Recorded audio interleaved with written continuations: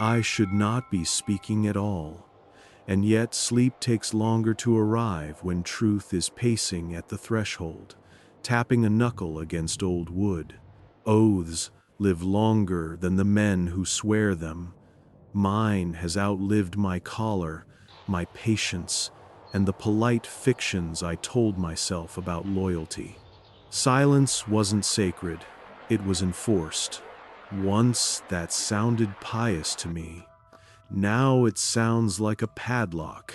My name is irrelevant. The records would disagree about it anyway. What matters is a door you have walked over without noticing. A bronze plate dulled to the color of old coin by centuries of shoes and prayers, set in the cool shadow that falls from street. Peter's dome like a second night. I was a young priest, then an obedient functionary with clean hands and a talent for remembering where things were not supposed to be. They stationed me in the understacks, where dust grows in layers you can read like tree rings, and where the air has learned to keep confidences. They said the door had never been opened. They said the key had never been cut. They were careful men who trusted sentences that sounded like stone. The first time I noticed the marks around the lintel, it was by accident. I had knelt to pick up a button of wax that had fallen from a seal, and there, in the tempered gloom, the geometry bloomed 72 rosettes, shallow as breath, carved so faintly you could mistake them for the lazy flourish of a mason with time to kill. But repetition is a form of insistence. I counted with the compulsive patience of a novice saying beads. 72. The number of tongues at Pentecost, the number of names that ought never be pronounced aloud, the number of seals on a book that should remain shut if the world is to be spared both madness and clarity. My fingers drifted to the bronze, and it was not the chill that startled me, but the sensation of touching a memory that did not belong to me, like finding a coin at the bottom of someone else's well and feeling in its worn face the thumbprints of strangers. The smell down there was not quite must. It had the iron edge of parchment cured in an age that believed pain improved things. You will ask, rightly, why I kept returning. Because the building itself educates the body to ritual.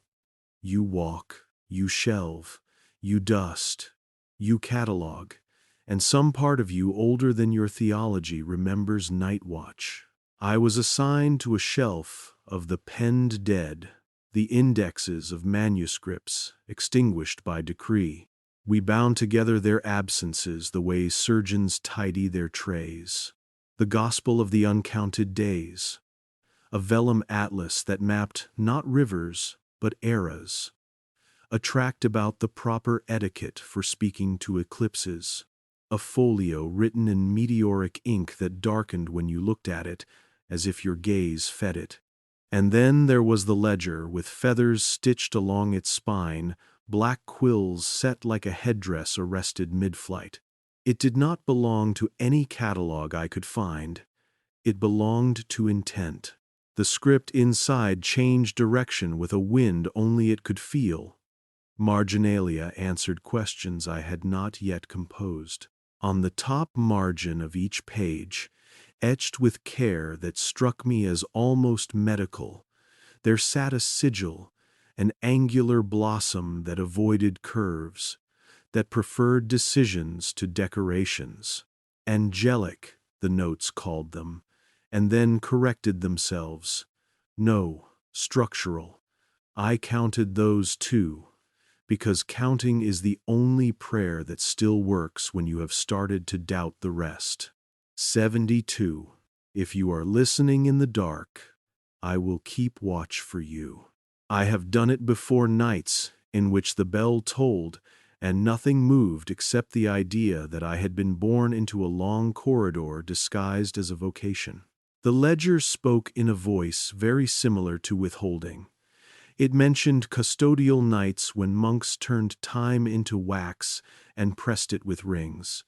It mentioned saints excised from calendars as a surgeon removes a growth, both to save the body and to keep the family from asking questions.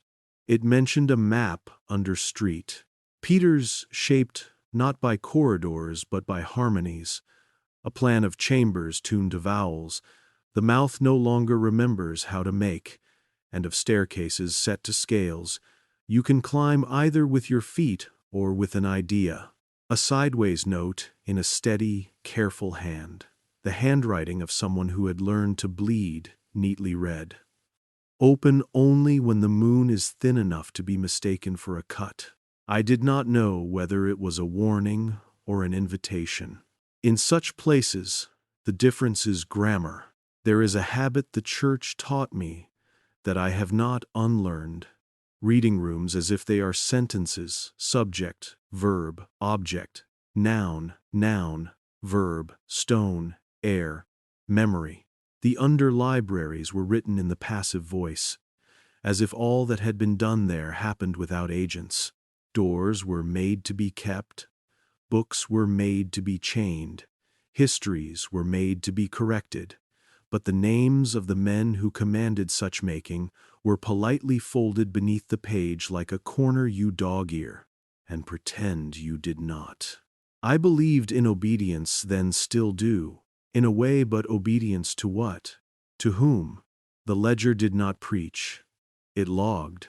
It explained how a city as old as despair could continue to survive under the weight of its own assertions. You redistribute pressure. You prune devotion.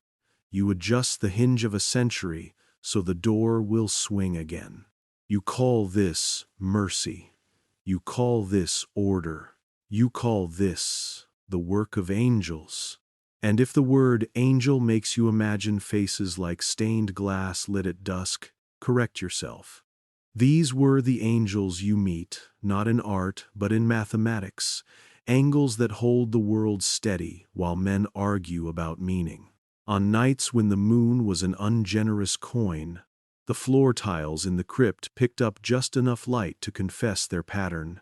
A compass rose, carved so shallow that the pilgrim's eye would mistake it for piety instead of engineering. I learned to stand where it asked me to. My breath would fog the air, and then decide it had better manners. Somewhere above, tourists whispered the international language of awe. Down here, the air had already learned every secret and was bored of them. My hand found the bronze more easily each time, the way the body learns a sin even when the mind will not accept its name. I told myself I was only auditing the rhetoric of the place, that I was merely confirming that the door was as permanently closed as everyone assured me. It is easier to lie to yourself when architecture agrees with you, but stone too has a conscience. It remembers both the weight it carries and the moment it first yielded. I was trained to hear confession, and perhaps that is why the ledger's pages began to sound like a soul in a small room, listing offenses and justifications with the same exhausted clarity. It described nights pressed like flowers between feast days. It described how a calendar can sweat. There were diagrams of voices, chants, that functioned as tools.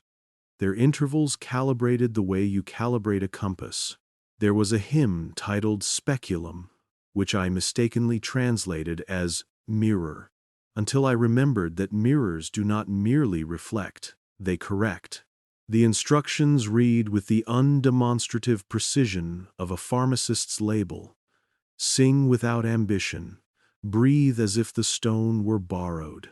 Let the heart miscount. Invite memory to hold its breath. I copied none of it. To copy would have been to confess possession. Instead, I committed it to that most dangerous library myself. If you are waiting for the part where I finance my rebellion with rage, I am going to disappoint you. I did not hate the men around me. I envied their certainty the way one envies sleep.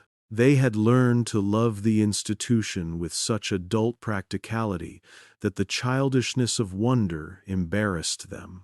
Do you know the sound of 3 steps taken by a tired cleric who has learned exactly where the stone yields? It is the sound of a life measured out in permissions. 3 steps to the shelf of chained folios, 3 more to the desk with the blotter that does not record, 1 step back to appear small in the archbishop's doorway, 2 steps forward when summoned. I lived like that until I noticed that the building had taught my feet to find the room faster than my conscience could name it. There is one image I cannot narrate without feeling that old chill. The fresco in the alcove opposite the door, the one that looks unfinished no matter how many centuries pass. An angel without wings, the musculature of the shoulders bare as if a surgeon had unhooked 2 instruments and set them aside. Next to the angel, a mason, chisel raised, posture attentive, the apprentice of an idea. The inscription beneath is in a hand older than our questions, and it can be read 2 ways depending on how you breathe.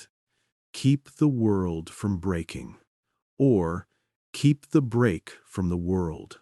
I practiced both readings until my breath sounded like a man learning how to lie in 2 directions at once.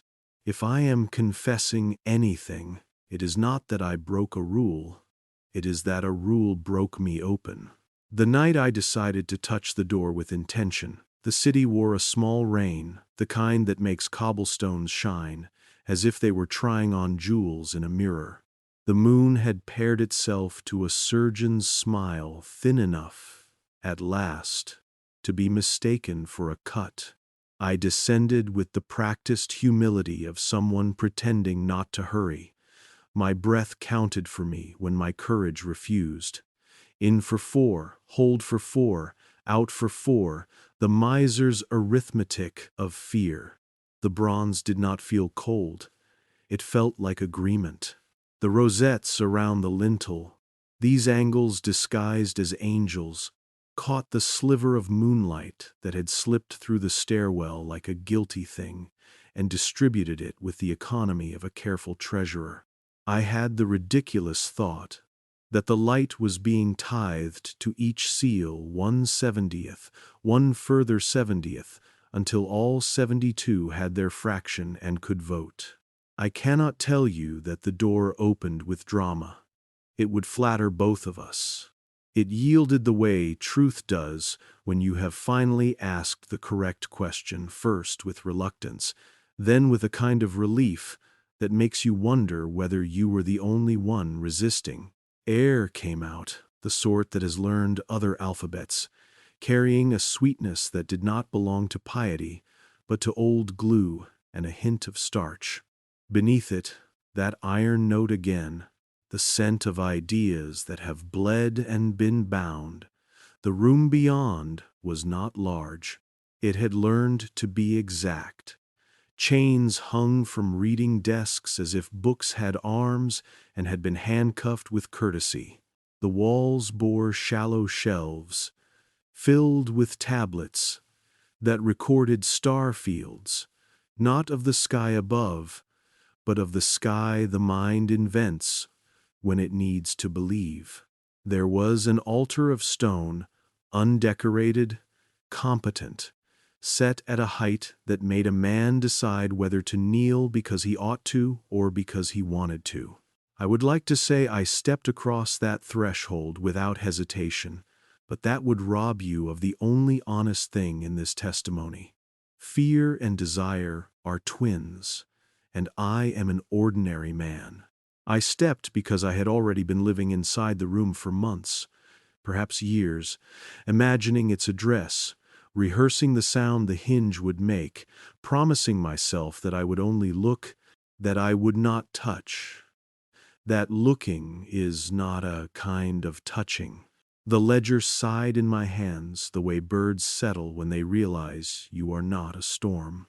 I set it on the stone and felt the room take my measure. the way a confessor measures not sin but capacity. The frescoes angel watched the mason watched the chisel watched the wall, and all of them watched me as one watches a minor variable in a stable equation, curious but not alarmed. I am telling you this now because even enforcement has its limits, and memory, once it is no longer starving, becomes generous.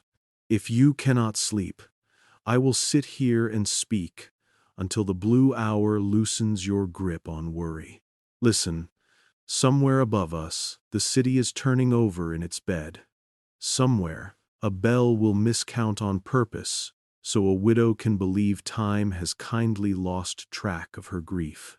Down here, words align themselves into rows like monks at Compline, and a door that wasn't meant to open has remembered that it is also a mouth.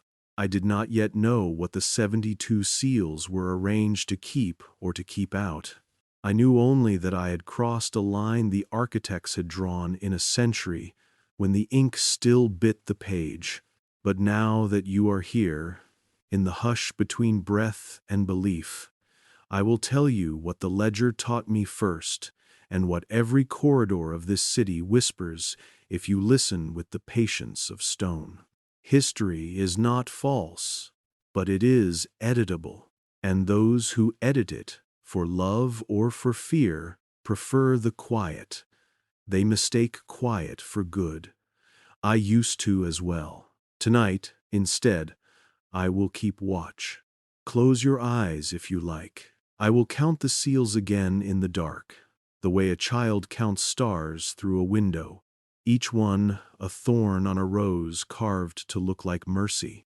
When I reach 72, I will begin, finally, to tell you why the door had been taught to lie.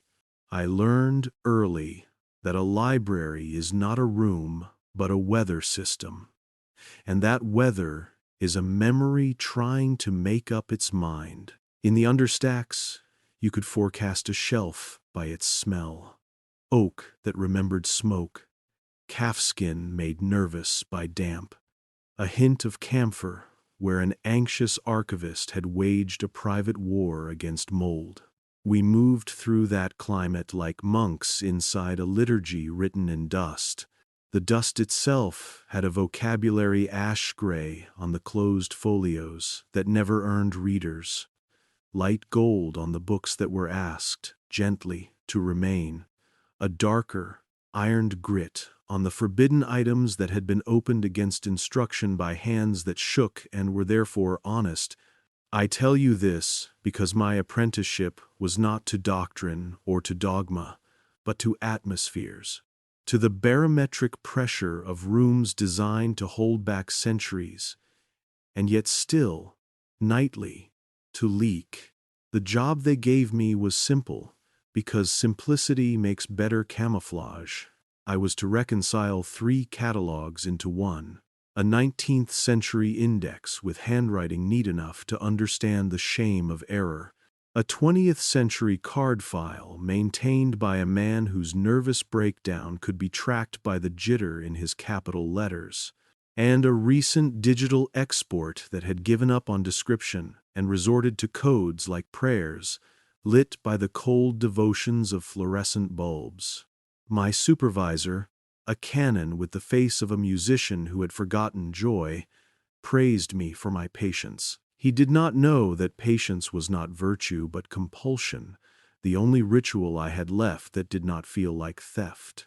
With 4 pencils aligned like the legs of a miniature altar, with a blotter made of lamb's wool that drank my mistakes, I began to reconcile the living with the dead, and more often than not, to discover that the dead had editorial privileges.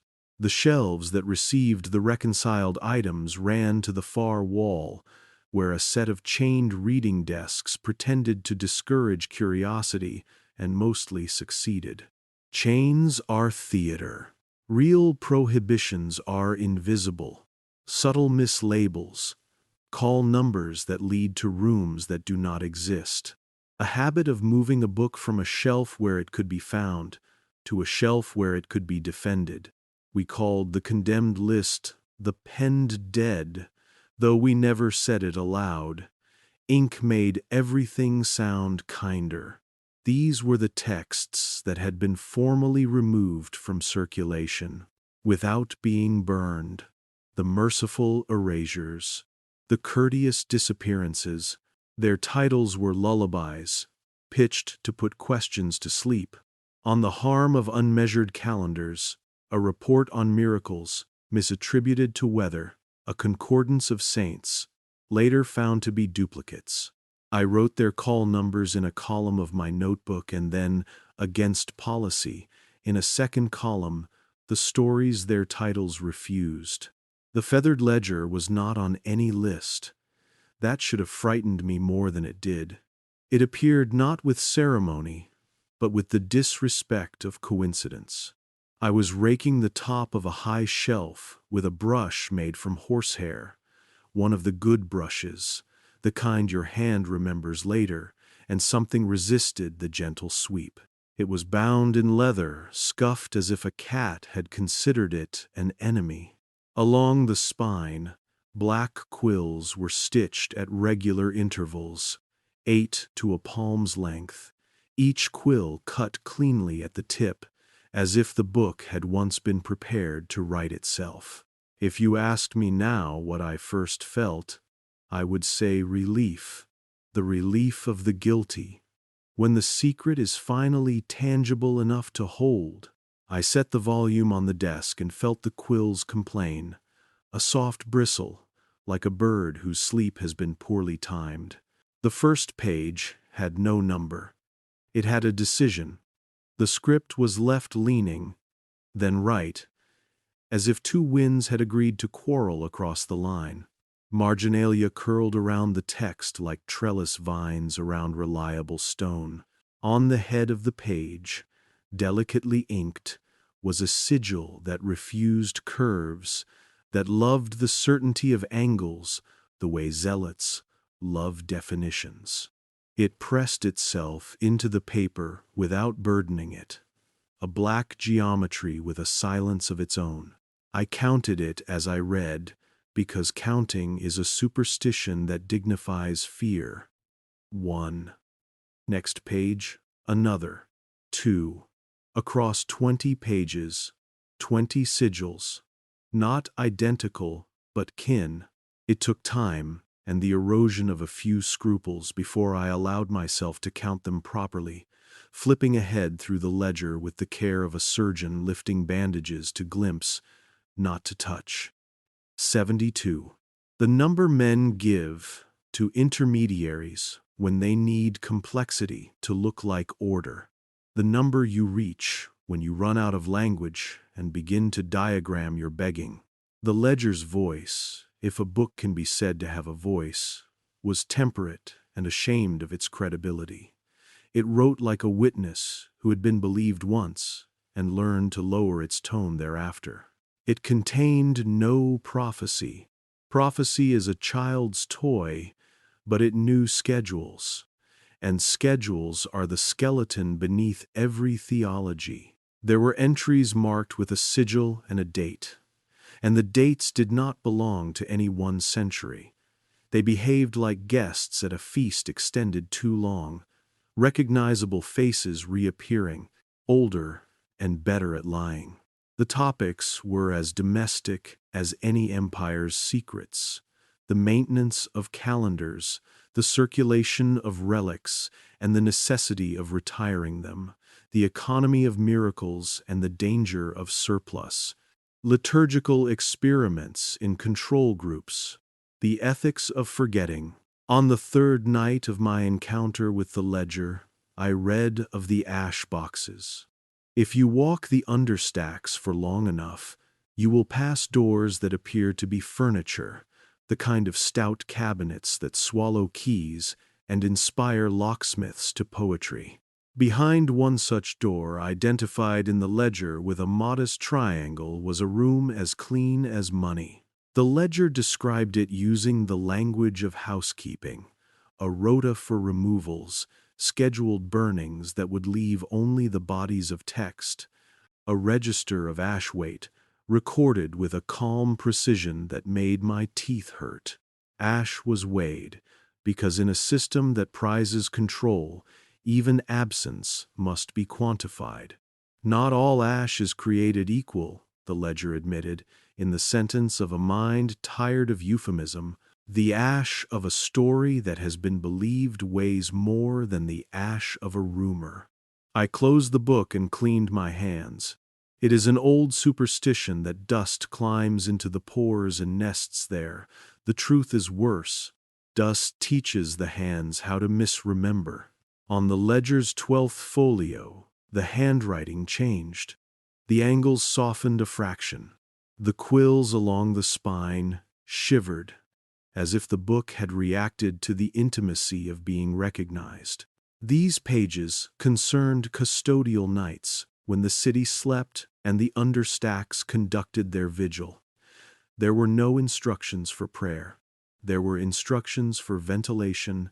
There were no hymns. There were inventories. A rubric explained, with charitable dryness, how candles must be rationed, not by hours, but by questions. Measure a candle by the number of legitimate questions it can outlast before the flame's conversation with the wick becomes impure. Another rubric suggested that a book's chain be weighed monthly to ensure that the will to read it had not become heavier than the will to keep it. A final rubric, in smaller script: when a man asks for a text by title, offer him a parable. When he asks for a parable, offer him a title. Test which appetite he brings. I laughed aloud then, a sound unbecoming in a crypt. It is impolite to recognize yourself in the mirror someone else has prepared. On the ledger's margins, hands several, I think, over time wrote the history that formal entries are afraid to own. One such note sat like a gloss. 72 seals do not call them angels, they are angles, and you know this. If you must call them angels, then confess that they are the geometry by which we teach memory to hold its breath. Another hand, later, more indulgent. We ask forgetting to be charitable. It is not. It is precise. A third hand, mean with exhaustion. Who audits the auditors? I copied none of this to any page that could be audited. Instead, I memorized the way you memorize a road you have driven at night, by trees and shadows, and where the deer are likely to be reckless. I should tell you about the catalogue of the penned dead, because this is how the ledger set its hook. It dignified absence with footnotes. Each forbidden title in our official register was accompanied, in the ledger, by a thumbnail obituary that doubled as a cautionary tale. The gospel of the uncounted days, condemned for the scandal of surplus mercy, not burned because the ash would have weighed too much. A method for conversing with eclipses, withdrawn after the sun learned it could be petitioned like a duke, reassigned to the Department of Weather. A report on the dangers of unrhymed prayer, accepted in a climate-friendly redaction. Original, destroyed after a unanimous vote that felt like relief. Most of the entries were not dramatic. This is important. Drama is for congregations. Administration is for survival. Survival learns to be tedious in public, and daring only in margins. In the corridor that led to the ash-box room, which I had not yet located, and which my conscience pretended not to desire, there hung an inventory board made of slate, smoothed so many times that it reflected lamplight like a river at night. The names on that board changed with the seasons. Nothing is seasonal like morality. Saints arrived and were quietly escorted to the side room of revision. Feast days drifted a week to provide relief to a harvest behind schedule in a century when God was still expected to care about grain. I learned from that slate to respect the humility of conspiracy. The ledger made no claims to rule the world. It claimed, instead, to keep it from collapsing under the weight of its own longing for symmetry. "We do not lie," one entry instructed the clerk who would copy it. "We correct the angle at which truth meets time." You will ask, because you are sensible, why I believed any of this. I did not, at first. Belief is a desk you can work at. Suspicion is a posture that ruins your back. But the ledger had a habit of writing about rooms that officially did not exist, and then, days later, my errands would take me past a new draft in the architectural air, a hinge where there had not been one, a seam in a supposedly load-bearing wall, a faint smell of lime, as if a fresco had flirted with repair and then given up. Once, I followed the smell to a door that was not a door until the light found it. Beyond was a landing and a ladder, the latter so cold it made my hands confess their temperature. I climbed without permission, because permission is a language often used to delay knowledge. At the top waited an annex that denied itself even as you stepped into it, a trait I would later learn to call theological modesty. Empty shelves arranged like a congregation expecting absence. And yet, on a central table sat a model no larger than a chalice and 5 fingers tall, a copy of the basilica made of brass and corrected for an internal architecture of harmonies, staircases tuned to scales, chambers shaped to the vowels the mouth had forgotten, windows angled to catch sung notes at midnight and persuade them to become corridors. It was beautiful. It was maddening. I closed the annex and pressed my ear to the door the way children press an ear to a seashell and pretend to hear a world big enough to excuse their smallness. Back at my desk, I learned to read the ledger for its grammar of evasion. Verbs did most of the lying. X was reassigned. Y was retired. Z was relieved of duty. Duty does not tire, men do. You could hear the men beneath those passive constructions the way you hear plumbers beneath the floor at 2 a.m, muttering at pipes that refused to respect the laws they were installed to obey. The rhetoric of the book was an ethics. If an event's full truth would break the mind of a population already underslept and overchurched, then the charitable thing was to distribute the truth in hymns over 3 generations and hope the 4th would be strong enough to take the news. We do not remove, we dilute. The ledger dared to write once before striking through the verb and replacing it with a word I still cannot pronounce without tasting iron.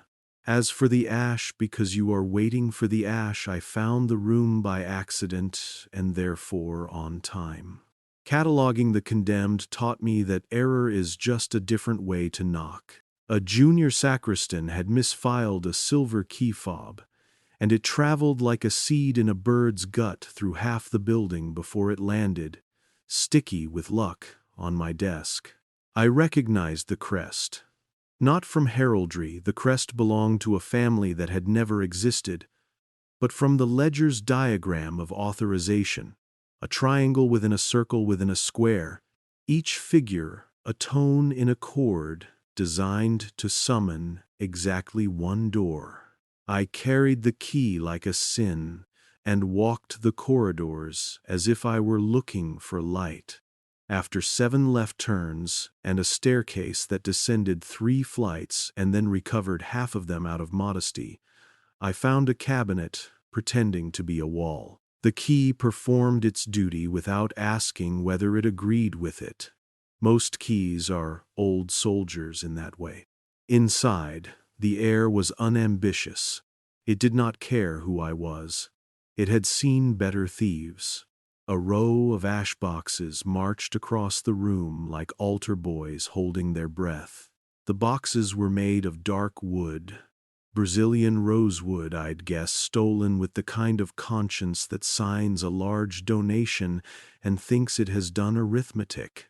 Each box bore a brass plate with a number and a weight and a date, and beneath the date a short result. Certainty reduced by 5%. Speculation accommodated. Miracle redistributed. There is a way a stomach falls that is distinct from hunger. You learn it when you add up the cost of a lie and find gratitude in the sum. I opened a box, not in impertinence, but in obedience to a calling I was beginning to recognize as mine. Inside lay ash in a linen sack, tied with ribbon the color of the choir's red in Advent. The ash was soft as apology. When I lifted the sack, the odor of rain on old coins rose, and I realized I was smelling the aftermath of belief. The ledger had warned me, not all ash weighs the same. It is a calculus of saturation. A story believed by tens of thousands leaves more behind when it is unmade than a rumor tested and dismissed by a handful of scholars in a room that smelled of onion soup. Ash remembers hands, too. The roughness of a rector who knew he was tired of power but not how to retire from it. The gentleness of a nun who cried quietly as she placed the first folio on the flame, and prayed not to be remembered by God on the day of protections. If you think this is melodrama, I agree with you.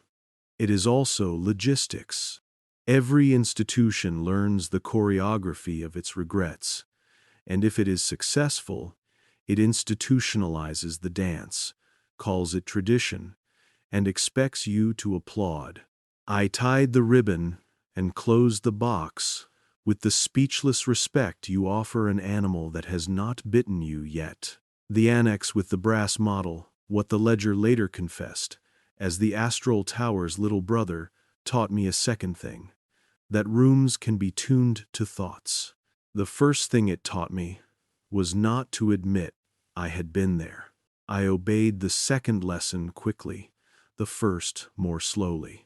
In the days after my visit, the corridor outside my cell seemed a fraction longer, as if someone had added a syllable to a word I had thought I owned. The hours between matins and louds had a new draft I could feel in my teeth. In the refectory, the hymn sung to bless the bread formed a chord that seemed to slot into a hinge in my sternum and open it to the notion that hunger could be a schedule and not a need. I am trying to be precise here. Suspicion is slovenly. Attention is clean. Something in the building had changed. No more. Dangerous even if nothing had, I had learned to hear how it spoke with its mouth closed. When I returned to the ledger that night, the quills along its spine were warm. This is impossible. I recorded it anyway. The pages turned with the discretion of a confession asked for and not refused. The entry that waited for me concerned the difference between a secret and a silence. A secret, the book argued, is a debt owed to an event. A silence is a tax imposed upon a population. In the margin, that same practical surgical hand, we are authorized to collect taxes, debts we can only pray to forgive. I think I loved the author then, in the way one loves a voice at midnight that gives your worst suspicion the courtesy of grammar. I read on like a man walking along a cliff at night and refusing to look down because the dark is a better handrail than the ocean would be. There were instructions for the featherwork, a word that recurred in the ledger with professional pride. The quills were not decoration. They served two purposes. First, They were an index of ritual use. The quills closest to the head of the spine held the residue of chance in their hollow shafts, the way a reed holds the scent of a river long after drought. Second, they were an insurance. Should the ledger be stolen, the quills could be brewed into an ink that would reveal where it wished to be found. "Do not waste feathers," the rubric scolded in that queenly tone clerks cultivate to compensate for their lack of armies. "Every countermeasure is a confession of fear." I plucked no feather. I had already stolen more than I had strength to carry. People imagine that the forbidden produces ecstasy. Often it produces paperwork. My days became a yoke of errands, with a dark gold center of dread. I reconciled indexes the way surgeons reconcile causes of death, with tidy abbreviations and a hope that no one asks to see the body. I delivered packets to the translation office, where scholars fought in the polite future and perfect tense. It will have been shown that the variant is in error, and where coffee was the only heresy prosecuted without mercy. I carried requisition forms to the sacristy, where linen was treated with a seriousness any government would envy. And between those errands, the ledger called to me without sentiment, the way a bridge calls to you when you are tired, and the river is cold, and the ice is not thick enough to bear a man, but thick enough to suggest it might. One night, in a mood I refused to dignify by calling it courage, I decided to verify a particular claim. The ledger maintained that certain feast days had been moved not solely by astronomical correction, but by psychological necessity. The devotions of the city, like its drains, clogged when too much was asked of them at once. A saint whose miracles primarily concerned childbirth should not be celebrated near the feast of a martyr whose death inspired sterile thoughts. A patron of sailors must not share a month with a patron of bridges, for fear the river resent an overcrowded schedule and take it out on wood and rope. These were not the reasons written into papal decrees. Those spoke of edification, harmonization, and the sublime geometry of light. So I went to the music room, where liturgical schedules are bound as neatly as ledgers of grain, and I drew a line with my finger across a century. There, visible as a faint seam where the parchment had been carefully scraped and written upon again, a feast had traveled a week. In the margins, a scribal note in red, "In honor of prudence, I had to sit down." My legs remembered all at once that they belonged to a man. Discovery is rarely a trumpet, it is a weight. I carried that weight back to the understacks and set it beside the ledger with the reverence you reserve for an animal that does not recognize your hand. The quills did not bristle. They were content, as shopkeepers are content when you at last admit what you came to buy. The page waiting for me described the maintenance of the memory harmonics, a phrase that I have since heard in other contexts but have never believed as fully as I believed it there. The idea was brutally simple. Communities remember in chords, not melodies. Strike a chord too harshly, and you will earn rebellion. Strike it too sweetly, and you will earn rot. The ledger prescribed, with an endocrinologist's calm, small adjustments to the mix. How many days of penitence to leaven with celebration? When to withdraw a saint for rest? How to assign a miracle from a cancelled life to a living need? How to paint over a fresco's face, not because it lied, but because it told the truth too loudly for a century with weak teeth. You will think me grotesque if I tell you that this consoled me. It did. For a moment, the ledger's arithmetic felt like mercy. People should not be crushed by their gods, nor should they be left to starve in deserts of unstructured yearning. The building breathed differently when these harmonics were kept. The city above committed fewer small crimes. Children slept with fewer terrors under their tongues. If this is superstition, forgive me. If it is science, it is a science that has learned to be embarrassed in front of microscopes. I shut the ledger then, because gratitude is a narcotic, and I needed the sobriety of ignorance to make my next mistake slowly. In the weeks that followed, I began to notice what we might call the choreography of erasure. A saint's statue, one of the smaller ones, with the gentle dignity of a grandmother whose cake was never the winning cake, was moved from a side chapel to a hallway, and then, one morning, gone. A plaque received a new brass screw whose brightness announced that it had arrived belatedly to a principal older than itself. A painting acquired a second layer of varnish that altered the light on a minor angel's face enough to suggest fatigue where once there had been certitude. When I asked politely of colleagues whose mouths had practiced privacy until it became a virtue, I was told that these were acts of conservation. I believe they were.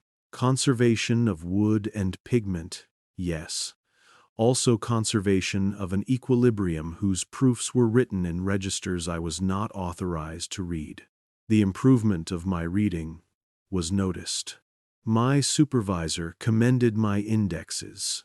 He said, with the casual cruelty of a man who has learned to offer praise as if it were a coin with a hole drilled through it, that I had a future in this work. He used the word future as if it were a reliquary. I thanked him, and went to the chapel with the fresco that refused to dry. I stood before the wingless angel and the mason learning to obey his chisel, and I read the caption again with the insolence of a man who has begun to hate the idea of either divided by or keep the world from breaking. Keep the break from the world. I chose neither for the first time. I chose to keep watch. There is a species of night particular to institutions, the night that believes itself to be a parlor. Under lights that pretend to be moons, you can hear old wood guessing at your weight. On one such night, with the city above fretting its weather and the basilica breathing as steadily as a sleeping animal, I brought the ledger to the door with the 72 rosettes. This was emotion, not procedure. Procedure would have had me petition the idea of permission, then wait 50 years and die. Emotion gave me 3 more breaths than I deserved, and a temperate hand. I set the ledger against the bronze, and the quills made that small dissenting sound again. A sigh dressed as a bristle. The geometry around the lintel was not symmetrical after all. It was balanced, which is more interesting. Thin scratches connected certain rosettes in a pattern that, until then, my fear had refused me the grace to notice. It was not merely a frontier, it was a circuit, a closed argument, a sentence waiting for its verb. There is a chant the ledger calls the mirror hymn, though elsewhere it is labeled with a name a throat refuses if it wishes not to bleed. Its notation looks simple enough for the untrained to risk. Its intervals are the kind that make candles reconsider their flames. I did not sing it. That is not this chapter. I only read it silently the way one reads a recipe one has no ingredients for, storing its sequence in the pantry called later. Even silent, the hymn rearranged something in the room. The air stepped back. The light moved aside, the way waiters move aside for a widow passing with her courage in both hands. Down the stairwell, the moon sent a thinness of itself, a surgical slip of light that would have embarrassed a more dramatic century. The compass rose in the floor, took the light, and parceled it. The rosettes drank. Nothing opened, nothing closed. The ledger vibrated like a road seesawing under the first truck after the thaw. I carried the book back to the desk and did the only noble thing left to a minor man in a large machine. I wrote my name in a small cipher on a scrap of paper, folded it, and slid it into the ledger's back pocket. The pocket that exists in every volume made by hands that expect to be disagreed with. I was not claiming authorship. I was leaving proof for a future clerk that one person had stood up straight on a night when it would have been easier to sit down crooked. It is vanity to imagine you will be remembered. It is duty to imagine you will be found. The next days rehearsed themselves. I worked as if no room had ever been opened by attention. I ate bread that was too respectful of tradition to be delicious. I confessed, in the wooden booth, that changes the octave of a man's voice to make him think his secrets have been made braver by tone. The priest, on the other side, had a cough. He parceled out forgiveness with the neatness of a man who had learned to stack absolutions the way a clerk stacks papers that go to the same office. I did not tell him about the ledger. I told him I had failed at humility. He told me humility is a muscle and that I should give it more repetitions. I nearly laughed, and then, quite properly, hated myself for the cruelty. He blessed me. I have been blessed by worse. On the fourth night after the ash room, the ledger offered me a map. It did not look like a map. It looked like a lute, unstrung and then restrung by a mathematician. Circles corresponded to rooms, yes, but the connecting lines were annotated with intervals, not distances. A corridor was a fourth, a stairwell, a minor second, a door, a pause indicated by the smallest of rests, the sort a singer steals when he wishes not to betray that he is human. The map had a legend written in a script made of decisions. If you would find the rooms the city keeps from itself, hum this while you walk. Not loudly, our work is not to be applauded. A practical note, written later. If you cannot hum, count. Counting is acceptable to all gods worth the name. I hummed like a sinner who has been made tender by fatigue. Past the ash room, past the annex with the brass model, past 3 identical alcoves designed to weed out the arrogant by boring them, I found a wedge of space where a corridor and a prayer had once been asked to marry and then estranged. There, in the baseboard, a panel yielded to the idea of my hand. The cavity behind was the size of a shoebox and held, with the casual insolence of treasure that knows its value, an object wrapped in cloth. I unwrapped it and saw that it was a stamp the seal for one of the 72 rosettes, carved in negative, so that, when pressed into wax, it would promise geometry to a night that needed it. On the handle, worn by hands that did not record themselves lest they be asked to explain, a single word, custos, keeper. I am not a keeper. I am a borrower. But the world loves an amateur when the professionals are tired. I rewrapped the seal and hid it again because carrying it would have made me dangerous and therefore dull. Instead, I carried the knowledge of its location, the way a body carries a shard the surgeon decides is safer to leave. The ledger approved, or rather, it did not contradict me, which, in that world, is a form of praise. In its next entry, written in a hand that had learned to admire the firmness of its own refusal, it spoke of the ethics of ignition, when to light a wick and when to break it, when to let a corridor remain a rumor, when to retire a saint, by moving her day to a month when her particular mercy would be redundant. Redundancy, the ledger observed with a coolness that made me think of a winter chapel, is a sin when supplies are short. I have argued with that sentence for years and have never found a way to win without also losing.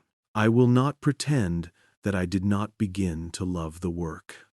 Love is the wrong word, but it will serve until a better one becomes available. I loved the exactness, the way one loves a blade that has learned to slice without ruining the board. I loved the way the rooms answered, the way a hallway clarified when you learned its note, the way the weight of the keys in my pocket reminded me that trust is not always a trick. I loved the ledger most when it was dry, when its humor made me bristle with reluctant admiration. Speculum should be sung without ambition, it wrote, because ambition raises the pitch and wakes the wrong saints. Elsewhere, when moving a feast day, consider the weather. God does. Elsewhere, underlined twice. Do not explain. Arrange. The book was a kindly tyrant. I would have followed it farther than I did if it had not. On a certain evening when the city smelled of coins and wet wool, used a verb that broke the truce I had made with obedience. The entry was brief. Tonight, street, will be excised from the register in favor of an improved narrative that redistributes his efficacy to women who need it more. The dash was not coyness. It was the ledger, assuming I already knew the name. I did.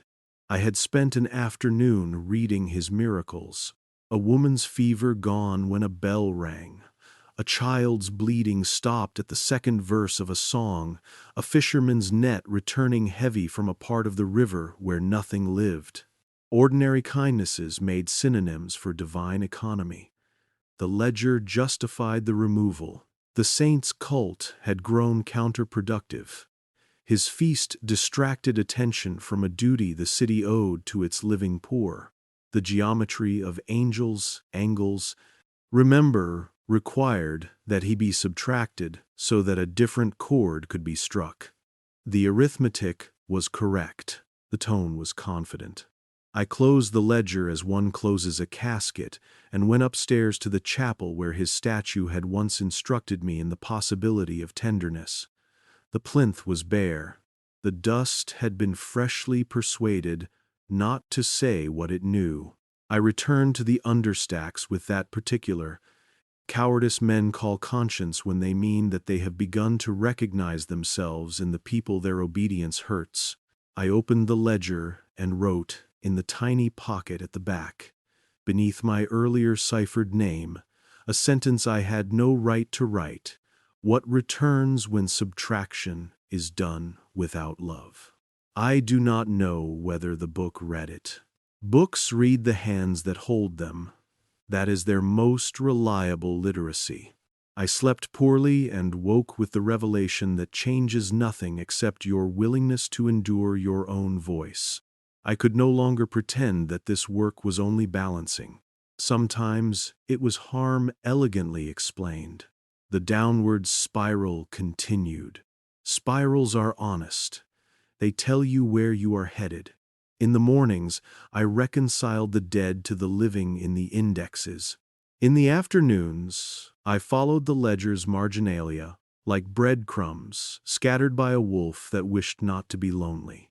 At night, I sat in the crypt, where the 7 rosettes counted me, and I counted them back like a man trying to teach himself to pray with a lottery ticket.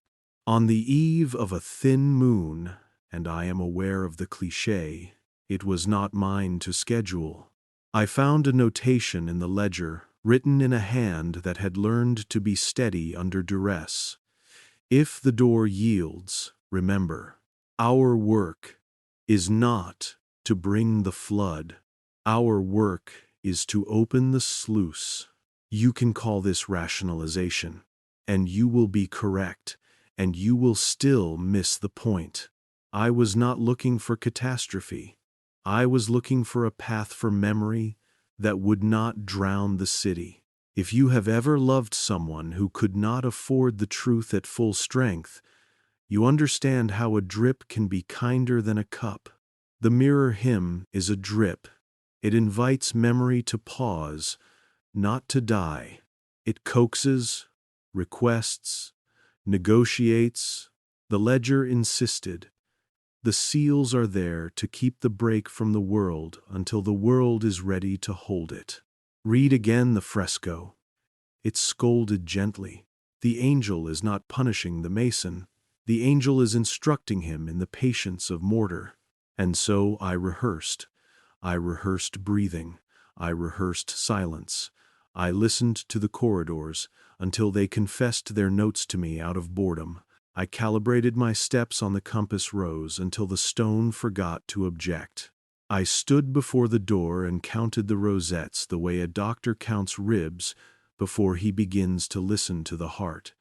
And on the night that would later be mistaken in my memory for destiny, I pressed my palm against the bronze and found that the metal had learned my hand the way a confessor learns a penitent's sigh. I will not take you through the opening now. That is for the next chapter, and it deserves the courtesy of its own weather. For now, understand what the downward spiral delivered. A clerk who had learned to hear architecture. A book that remembered how to be ashamed and proud in the same paragraph. Rooms that tuned themselves to thought. Ash that weighed differently depending on whether the belief burned had ever been a home, and a door supervised by 72 geometries that looked like angels only from the distance we call art. If you are still awake, and I do not mind if you are not, some truths are kinder in sleep. Let me close this chapter with a small instruction I learned from the ledger for nights when the world will not quiet itself. Name 3 things that once were obvious to you and now seem strange. Name 3 things that once frightened you and now feel like tools. Name 3 things you would save if the flood returned and you were suddenly very small. Write them down. Hide the paper in a pocket at the back of a book that has learned to forgive.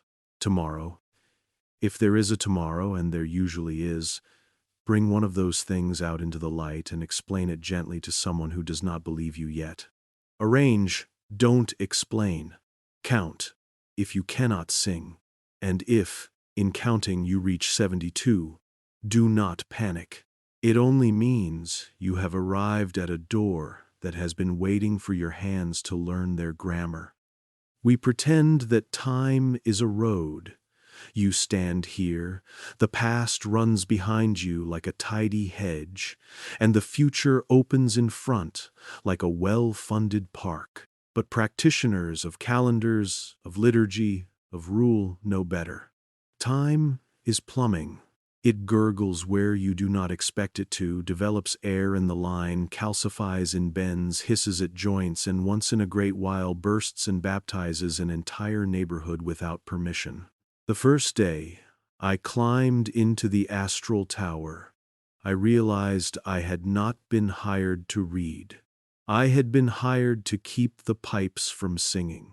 You have to believe me when I say the tower does not exist. It has to not exist to do its work.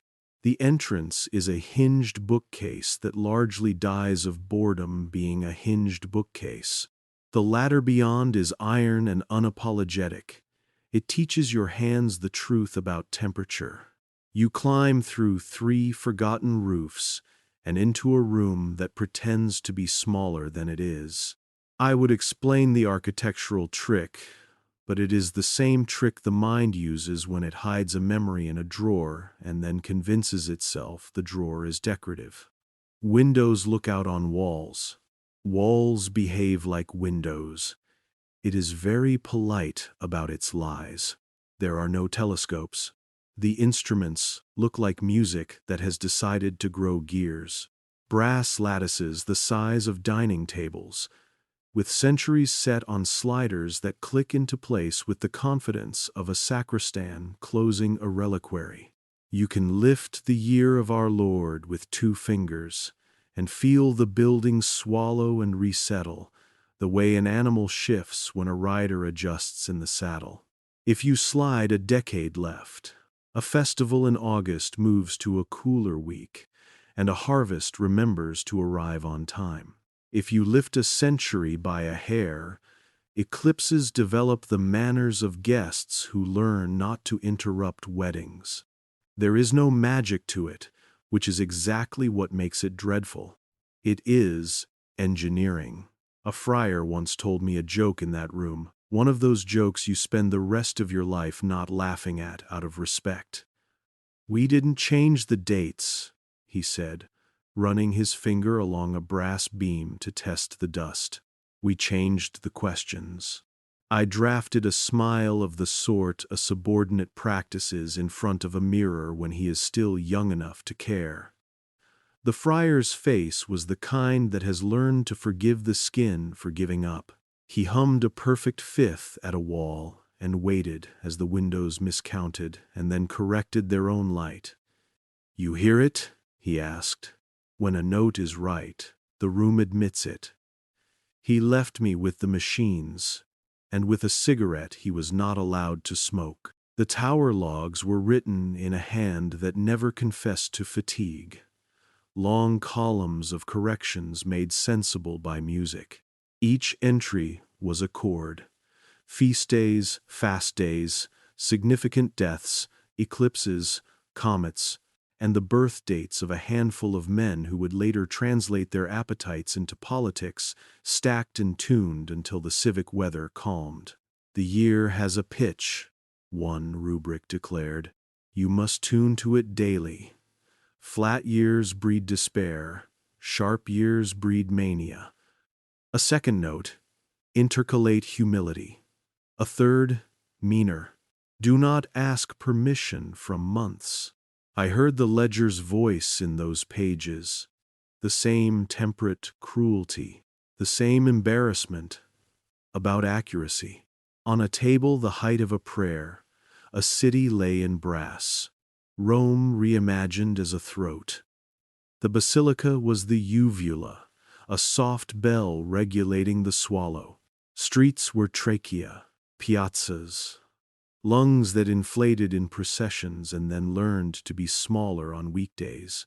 Cloisters, alveoli where songs exchanged stale air for doctrine. The tower staff there were four, or perhaps it was always the same. Two men and their older shadows could tilt the city model and watch colored oil run through glass capillaries to show how processions oxygenated memory. They could block off a street on the miniature and see where panic would settle like soot. I watched them do this twice and understood why you cannot show such work to the devout without breaking either faith or the worker. We spoke the phrase, "phantom time," rarely and always, as if we were quoting an enemy. The tower taught a different vocabulary. Phantom time, it suggested, is not invention. It is anesthesia. It is the hour a surgeon gives you back, without the pain that earned it. The logs were careful. No grand conspiracies. No centuries fabricated whole cloth by drunk monks with hungry calendars. Instead, small slips stitched together into a quilt thick enough to keep children asleep when a war went badly. The 12 days moved here. A martyr traded there. A jubilee nudged to accompany a drought that would otherwise have broken a neighborhood into thieving. When you remove an hour from a city's history, you must hide it somewhere the city already forgets between midnight and 1, in the seam of a saint's legend, under a staircase tuned to a key that only the choir bothers to warm. The tower was not vandalism. The tower was maintenance. An index pinned to a beam in the west window listed the harmonics for each century intervals the population could tolerate. The 12th century, a fourth, stable, quarrelsome, fertile. The 14th, a tritone, hungry, clever, unkind. The 17th craved thirds, like a woman who has been told not to speak. The 19th liked octaves, a dangerous fancy, since octaves make a person believe perfection is their idea. The 20th my mother's century was written in pencil because none of them liked to cast insults at a patient still in the room. Beneath, a staff member had added, in a hand that ate its own vowels. The 21st, an appetite for noise disguised as mercy. In a cabinet no larger than a bishop's secret, I found maps drawn not to show territory but to display what the city had agreed not to know. The constellation of saints removed for cause looked like a child's bedtime sky until you read the annotations. Miracles redistributed, reliquaries rerouted, a shrine rededicated to a virtue whose patron had grown tired of drunks. In a corner of that map, a tiny red star. Teresa of the Little Failed Miracle, a local woman nursed into legend, and then released precisely when her story began to ask for blood. Nearby, a long iron meridian bisected another chart. Popes duplicated to stabilize succession. The spine of the meridian was labeled with years, and along its length, discrete tick marks indicated the exact intervals at which a face would be asked to keep speaking with a slightly improved grammar. I stared until the room's light changed from afternoon ode to debt to evening that can afford itself. My hands, trained to the ledger's shame and the understack's humility, learned the tower the way a tired man learns his second language, by listening for the verbs. Systems reveal themselves by what they do. The tower slid, bled, soothed, tuned, and once, when a crank seized mid-correction, prayed. That last verb was involuntary, a man saying please to a stuck machine and meaning the plea for his own sanity. The crank let go the way a fist lets go after the funeral has ended, and the crowd has decided to stop pretending not to watch the widow walk home. I met the archivist, the staff called the cantor. No one sang better. He was a small man whose spine sulked under a jacket that had once fit a larger ambition. He explained to me, without condescension, which is a love I do not deserve, that liturgy is the melody line written over the base of policy.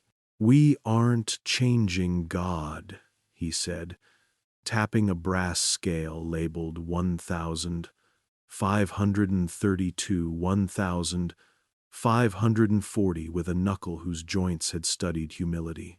We are changing the city's ability to survive God.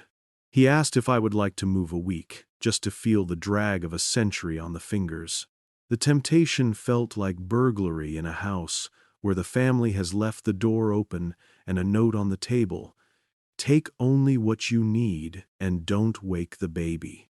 I refused, and the cantor liked me more for that refusal than he ever would have for competence. The logs carried a rumor the tower pretended not to believe, that time, like memory, is flammable, and that too much friction at the wrong joint can set a year alight. In the margins, someone recorded the protocols. If a week ignites, pour song on it. In practice, saturate the city with processions, bells, and the kind of festivals that invite the poor to eat and the rich to be seen eating beside them. If a month smolders, drown it in silence. Cancel spectacles.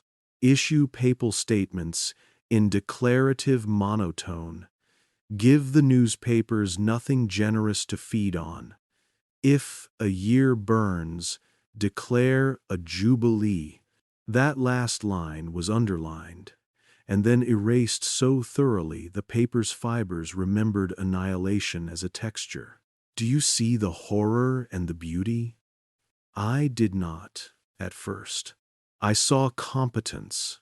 When you have lived long enough inside the machinery of order, competence begins to look like holiness. The tower's staff were not villains. They were careful men with careful wrists. They had learned the rhythm of maintenance and the metaphysics of repair. They loved the congregation in the way plumbers love a city that has finally admitted it cannot drink itself clean. Men imagine that history is a monument, the cantor said, closing the map drawer with his hip because his hands were full of regrets. It is a schedule. We keep it from drowning people. In a north niche lived the notebooks of the disgraced, proposals, drafts, trials that had not been ratified, the long paperwork of the wrong idea. I stole 30 minutes with those notebooks and emerged so grateful for failure that I wished to write a hymn to it. Add a day to February in famine years to convince the poor they have not lost time to hunger. Rejected. Delay Lent. A week in a century where grief is already fashionable. Rejected with laughter drawn in the margin. Excise the birth of a pretender from the calendar to anchor a dynasty in an honest legend.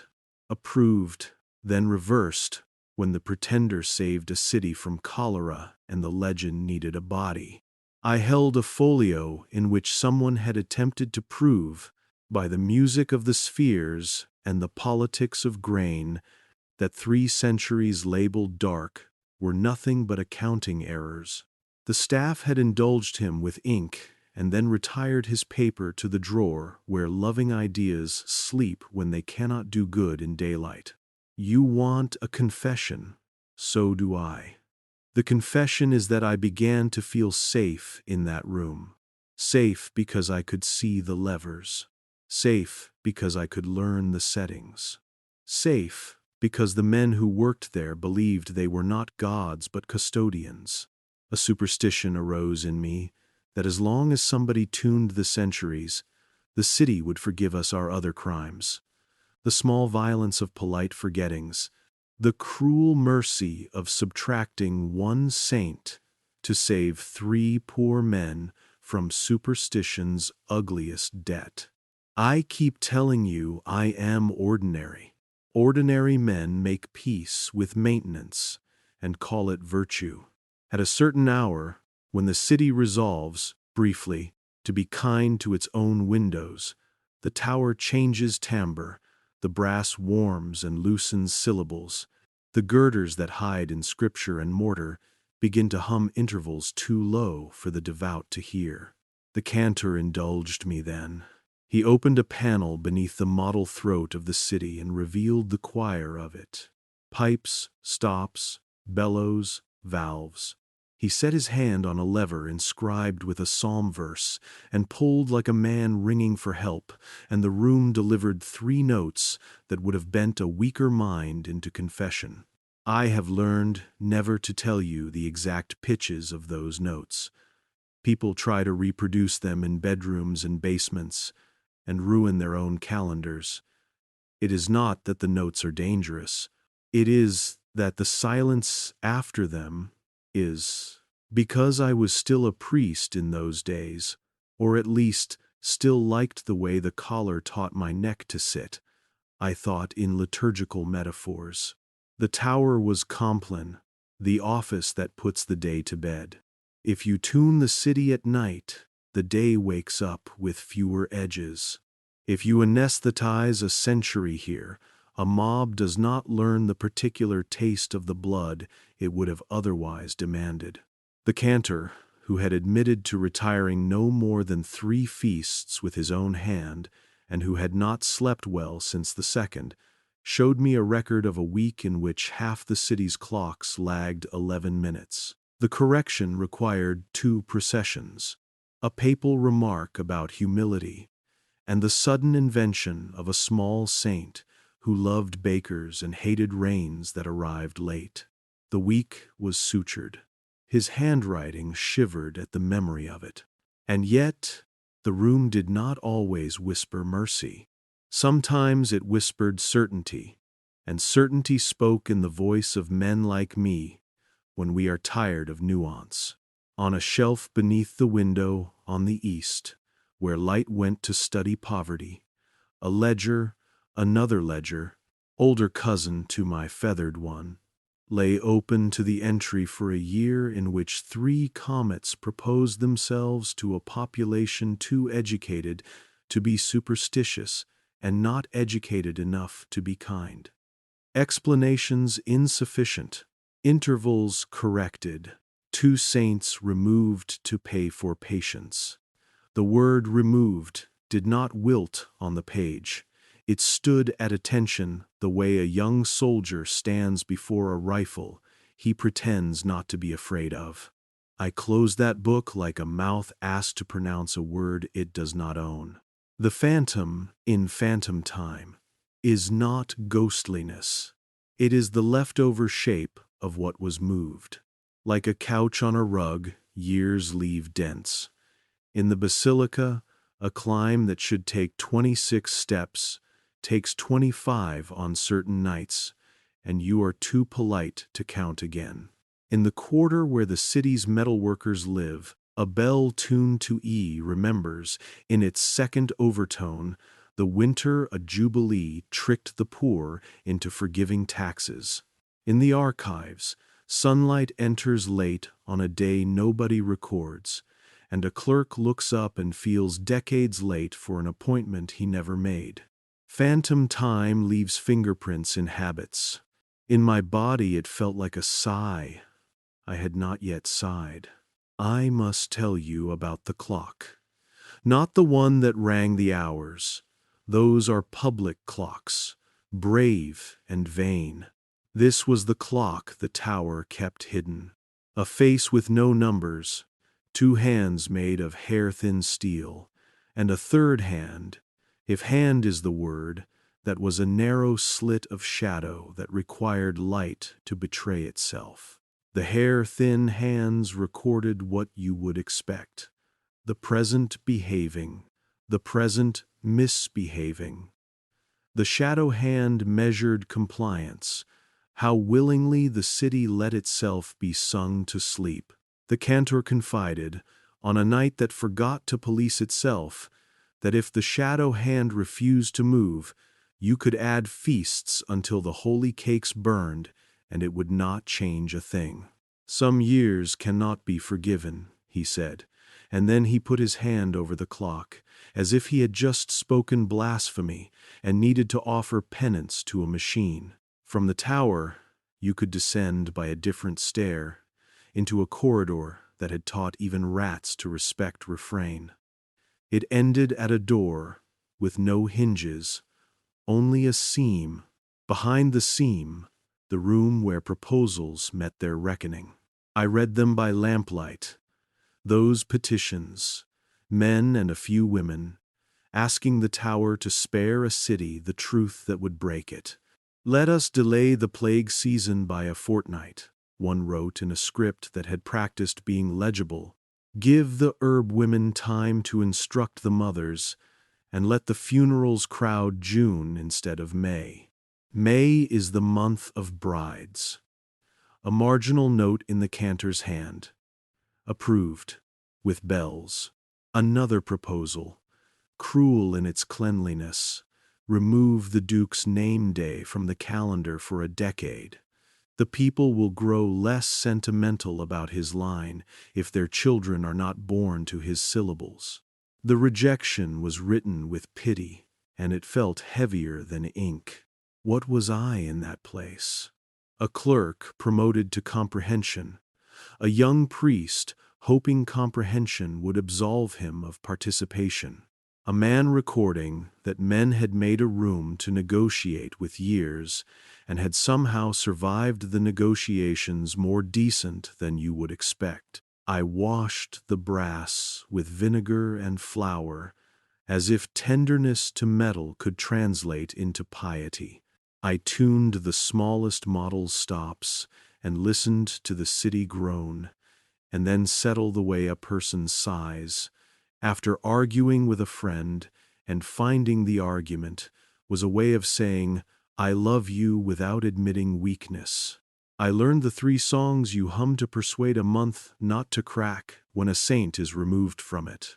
I learned the 10 questions you ask a bishop before you admit him to this room, and the 1 question you ask yourself after. Do you still love the poor more than you love rules? In a small drawer, the size of a hand opened in blessing, I found the memory cards. Not the modern kind. These were low, square tablets of wood, engraved with patterns the tower's machines could read. On one, labeled only with a feather, the pattern corresponded to the feathered ledger's pulses, which meant the rooms were learning one another's sentences. Another card, marked with a tiny saw, contained the schedules of years in which carpenters died young and the city compensated with extra saints who loved hands. A third showed a weave of lines so fine you could mistake it for silk until you realized you were staring at the sequence of 4 years in which people forgot, briefly and with stunning mercy, to be cruel on market days. The tower had learned to record, forgetting not as absence, but as pattern. If you could catalog mercy, you could schedule it. The tower does not forgive men who fall in love with it. It watches them grow certain, and then it sends them home with certainty like a burr under the sock. They begin to move feast days at dinner parties. They rearrange chairs into chords. They hum when a child cries and expect sorrow to tune itself into courage. Their wives learn the names of the intervals that make a marriage bearable. The cantor, twice, put his hand on my shoulder when I was slipping into that arrogance and squeezed me back into my uselessness. And each time I loved him the way you love a parent who stops you from performing a trick that would have broken your back for applause you did not need. Phantom time acquired a texture for me then. It felt like the netting you sleep beneath in a climate that loves mosquitoes. You do not see it in the day. At night, your hand meets it, adjusts, and then forgets the adjustment in the first good dream. The tower did not aim to deceive. It aimed to prevent contagion. Horror is contagious, so is awe. A century drenched in awe births fools and tyrants. A century starved of it births accountants of the soul. Somewhere between those two climates, the tower tried to keep us mild. The night before I opened the sealed door in the crypt, I sat in the tower after the hour when men with titles remember where their houses are. I watched the shadow hand of the compliance clock creep, indecisive as a cat at a threshold. I read logs from a run of years when a poor quarter drank less, not because of piety, but because a saint, retired for cause, had donated her miracles to the city's water system. The pipes did not break as often. The tower recorded it as a chord resolved.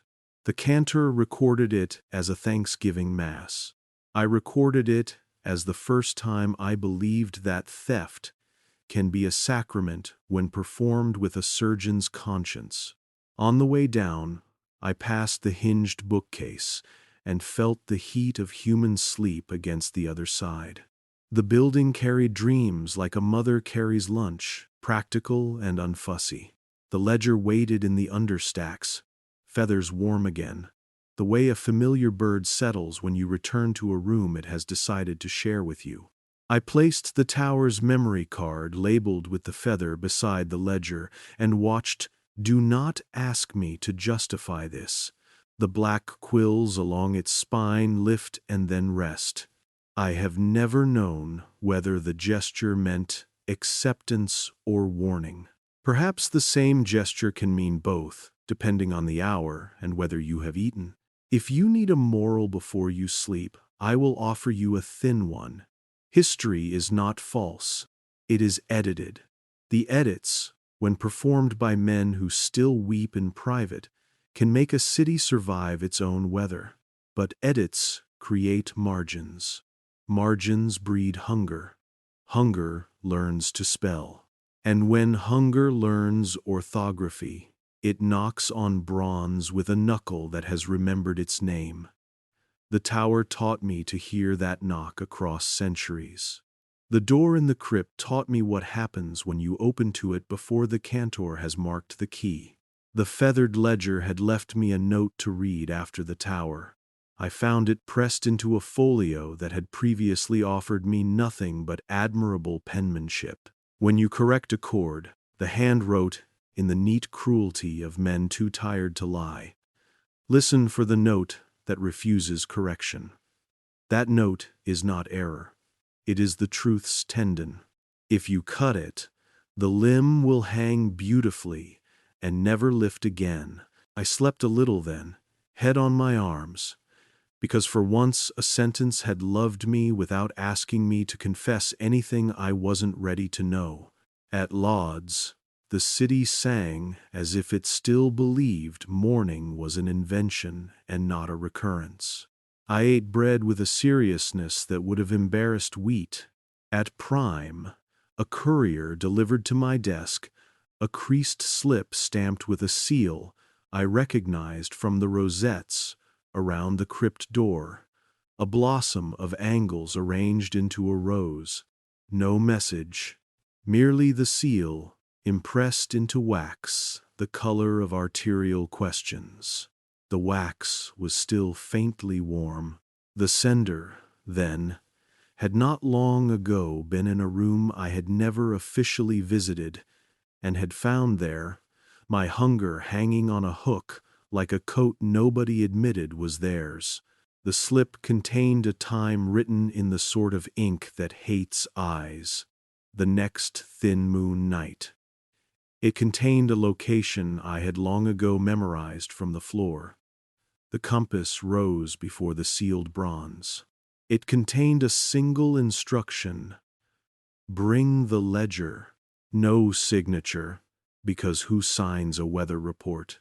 I folded the slip and tucked it into the back pocket of the book that had taught me to call angels by their angles. I listened to my heart, which counted in an interval the tower would later label a danger if sustained. I breathed until the count was humane.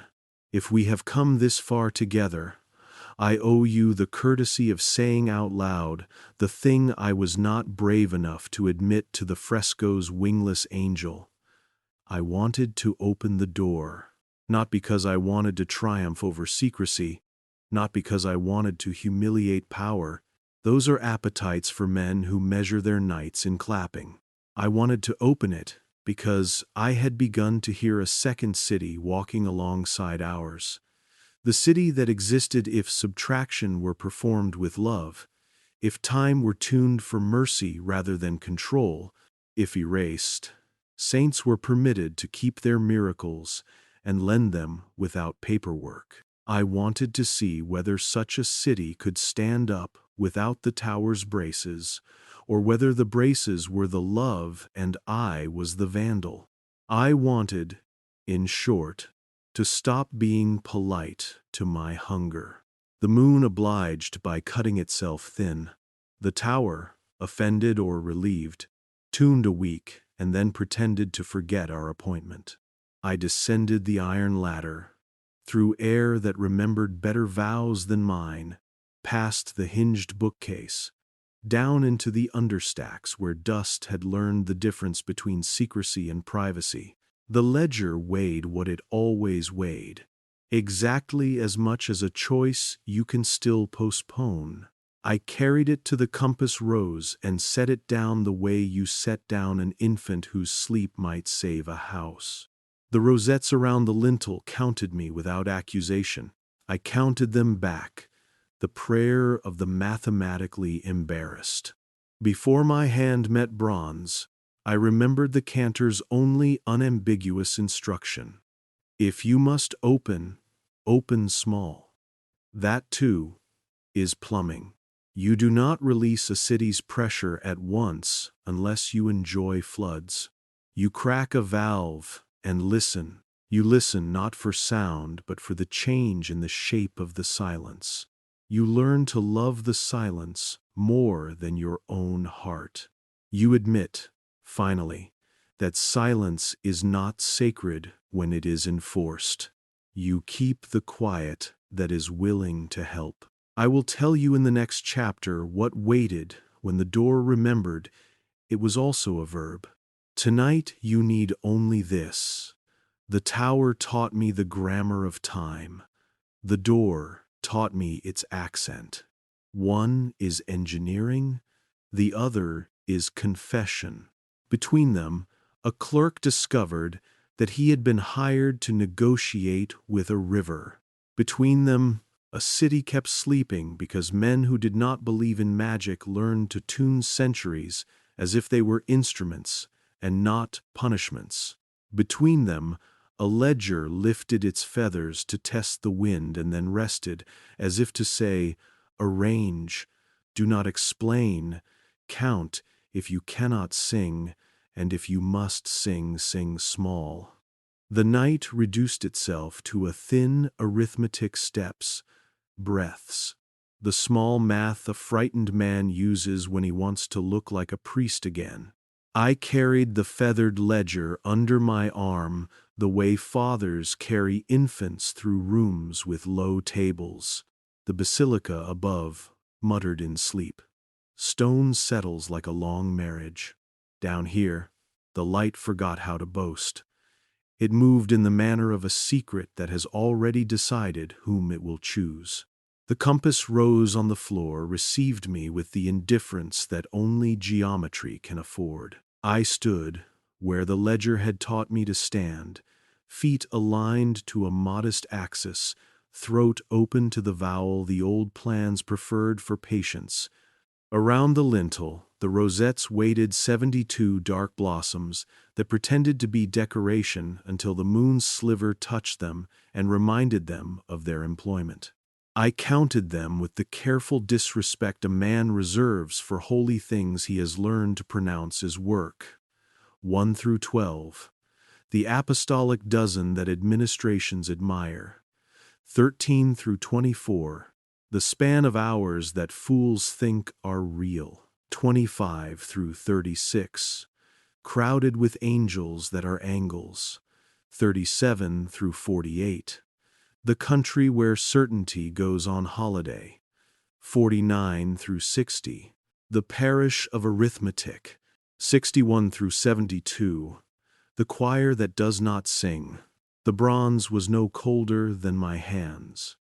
It received my palm and produced the small sensation you get when a book closes itself just as you arrive at the sentence you meant to steal. The ledger on the step beside me vibrated, not like a machine, but like a throat deciding whether to speak.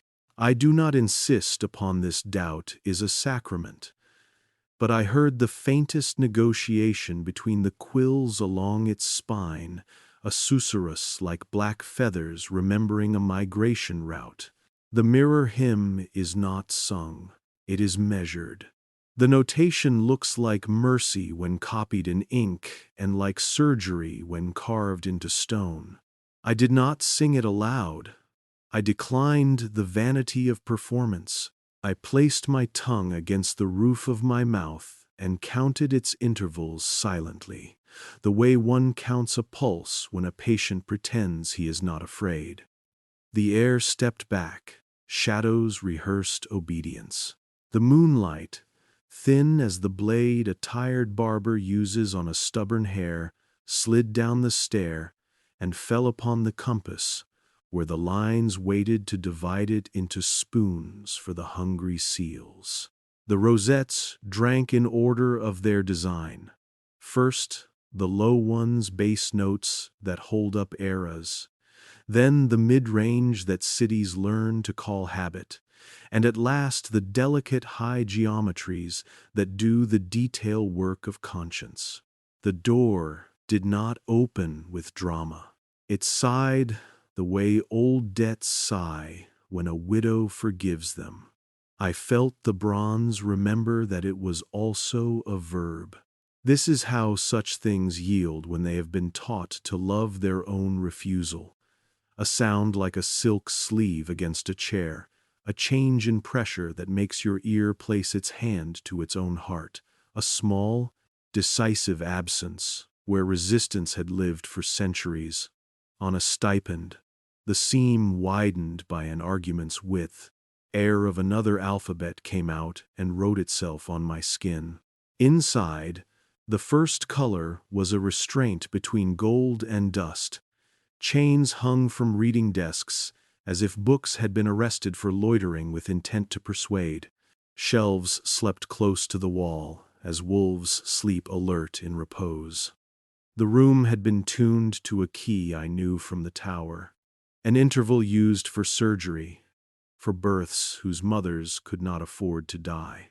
On the far wall, the fresco I had practiced, disobeying angel without wings, mason with chisel, glinted damply, as if the pigment had been heated by the attention of centuries. The caption tolerated me. Keep the world from breaking. Keep the break from the world. I did not choose. I placed the ledger on the altar of stone with the modest arrogance of a man who has learned that modesty is just another form of scheduling. The seals announced themselves not as ornaments, but as an order. Each rosette on the lintel had a twin within the negative of its geometry impressed into a tablet the size of a man's ashamed hand. 72 tablets nested along the inner walls, set at shoulder height like a procession of patient magistrates. They were not labeled with names. Names would have invited superstition.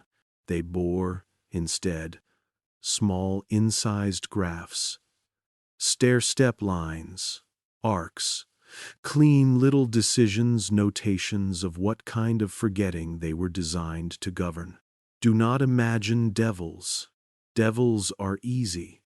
This was a room that believed in engineering. The first tablet pulsed faintly when I passed a hand over it, a warmth you would not notice if your life had never taught you to notice. Its graph described a gentle slope downward. On a strip of parchment in a pocket beneath, a clerk's hand, anonymous by vocation, had written, "For griefs that cannot be healed, only accommodated." Application: 4 nights after a war's loudness stops. 1 year after a child's name is spoken with bread. The next tablet: a staircase of small removals. For errors of doctrine that fed the poor until the bread ran out. The third: a bell curve. For saintly legends that swell to hide a crime and must be trimmed when the criminal is dead enough to forgive. The fourth: a cliff face. Use only with consent from the tower and the choir. For those histories that will kill if left intact. I walked the room the way a confessor walks a city after a plague. Counting is one thing, inventory is another. There were tablets for calendars that had overeaten and needed fasting, for feast days that had married beneath themselves and should be moved to neighborhoods where they would be loved, for miracles whose currencies had inflated, for popes duplicated to stabilize succession, and now requiring reconciliation without scandal. One seal's graph was a near flat line that rose suddenly at the end like a startled eyebrow. The clerk's note: use when you must remove a lie told to save a life after the life has been saved long enough to no longer require the lie. Another's graph inverted into a shallow bowl. Use when a people has forgotten how to be grateful without shame. At the center stood a lectern that had been carved to resemble function, not glory. It held a codex of diagrams, maps of harmony rather than place. I recognized the Astrol Tower's intervals woven through them like veins. Corridors were marked not by length but by pitch. Doors by rests. Rooms by chords that gathered the courage to correct. A page labeled 72 diagrammed the rosettes as a circuit, not a border. The commentary, in that careful surgical hand, refused poetry. The seals do not prevent truth. They meter it. Their failure modes are flood and famine. Both kill. Employ the mirror hymn as sluice. Do not exceed prescribed pressures. In the margin, A mean little laugh. You will exceed them. Pray well afterward. The ledger cleared its throat. It does this by offering a page you thought you had already read and making a sentence you had once skimmed appear taller by half an inch. The quills along the spine stood like a small militia being polite. The open folio contained the hymn's figures, yes, but also a calibration I had not seen, a list of weights, not pounds or stones. Something more humiliating and exact. The weight of a rumor believed by a family, the weight of a dogma believed by a country, the weight of a song believed by a child. A schedule beside it paired weights to pressures, pressures to seals. The arithmetic of the room was maternal. It understood how much a body could carry without dropping either the truth or the baby. I placed my right hand clean, absurdly clean on the lectern to steady the unsteadiness that had entered me, and the lectern responded with a slight shift, as if to say, "We do not steady men, we steady rooms, so that men may trip without breaking the city." I wanted very much to be steadied. I wanted, with an appetite I am ashamed to admit to anyone but you, to press a seal, to watch forgetting behave like an obedient fluid, to do good on a scale that would embarrass my confessionals. The frescoes angel watched without wings, which is to say, without the distraction of flight. The mason looked toward the chisel, as if for absolution, the instruction the cantor had left in my pocket. If you must open, open small, climbed into my throat and borrowed my breath. I chose the softest graph, the first, the gentle slope, because everybody loves mercy when it can be measured. I read the rubric twice, 3 times, a fourth for cowardice. Then, I did the thing that separates obedience from worship. I stopped and asked whether I loved the poor more than I loved rules. I wish I could report a clean answer. I found only a silence that had learned not to be sacred. It was enough. I did not press a seal. Not yet. Instead, I performed the smaller rite, the rehearsal of allowance, the mirror hymn, silent, measured, the interval the tower used when births went badly. A breath held and released on account a child could manage. The ledger's quills trembled toward stillness. The room inhaled, the door still ajar by an argument's width listened. And in that narrowness, that obedient little space, something returned. Not a flood, a seep. We have been taught to fear returning memory, as if it arrives with swords. Often it comes as water under a door, cold, not cruel. The first return was a name I had not known I had been taught to forget, a little nun who had been demoted from sainthood to scholarship because her miracles had been too domestic to survive the century of theater. Her laugh touched the air the way linen touches a cheek, not a sound, an approval. The second return was a painter's face revealing itself in a glaze that had always been there and had been told not to shine. The third was a date refusing to stay put on a procession banner, retaliating by lengthening the street by 1 step so widows would have a second to breathe before the corner where people pretend grief is smaller when observed. None of this tore, none of it broke. The room hummed the chord that says, "Enough," and the seep paused like a well-trained dog at a threshold. Only then did I commit the smallest violence. I lifted the stamp of the first seal from its pocket. Custos carved into its handle like a promise a tired man makes to a better hour, and pressed it gently into a pad of wax warmed by my breath. No document lay beneath. This was not legislation, it was rehearsal. The wax took the geometry with the docility of flour taking water. The pattern cooled into meaning the way fall cools into a sentence about leaves.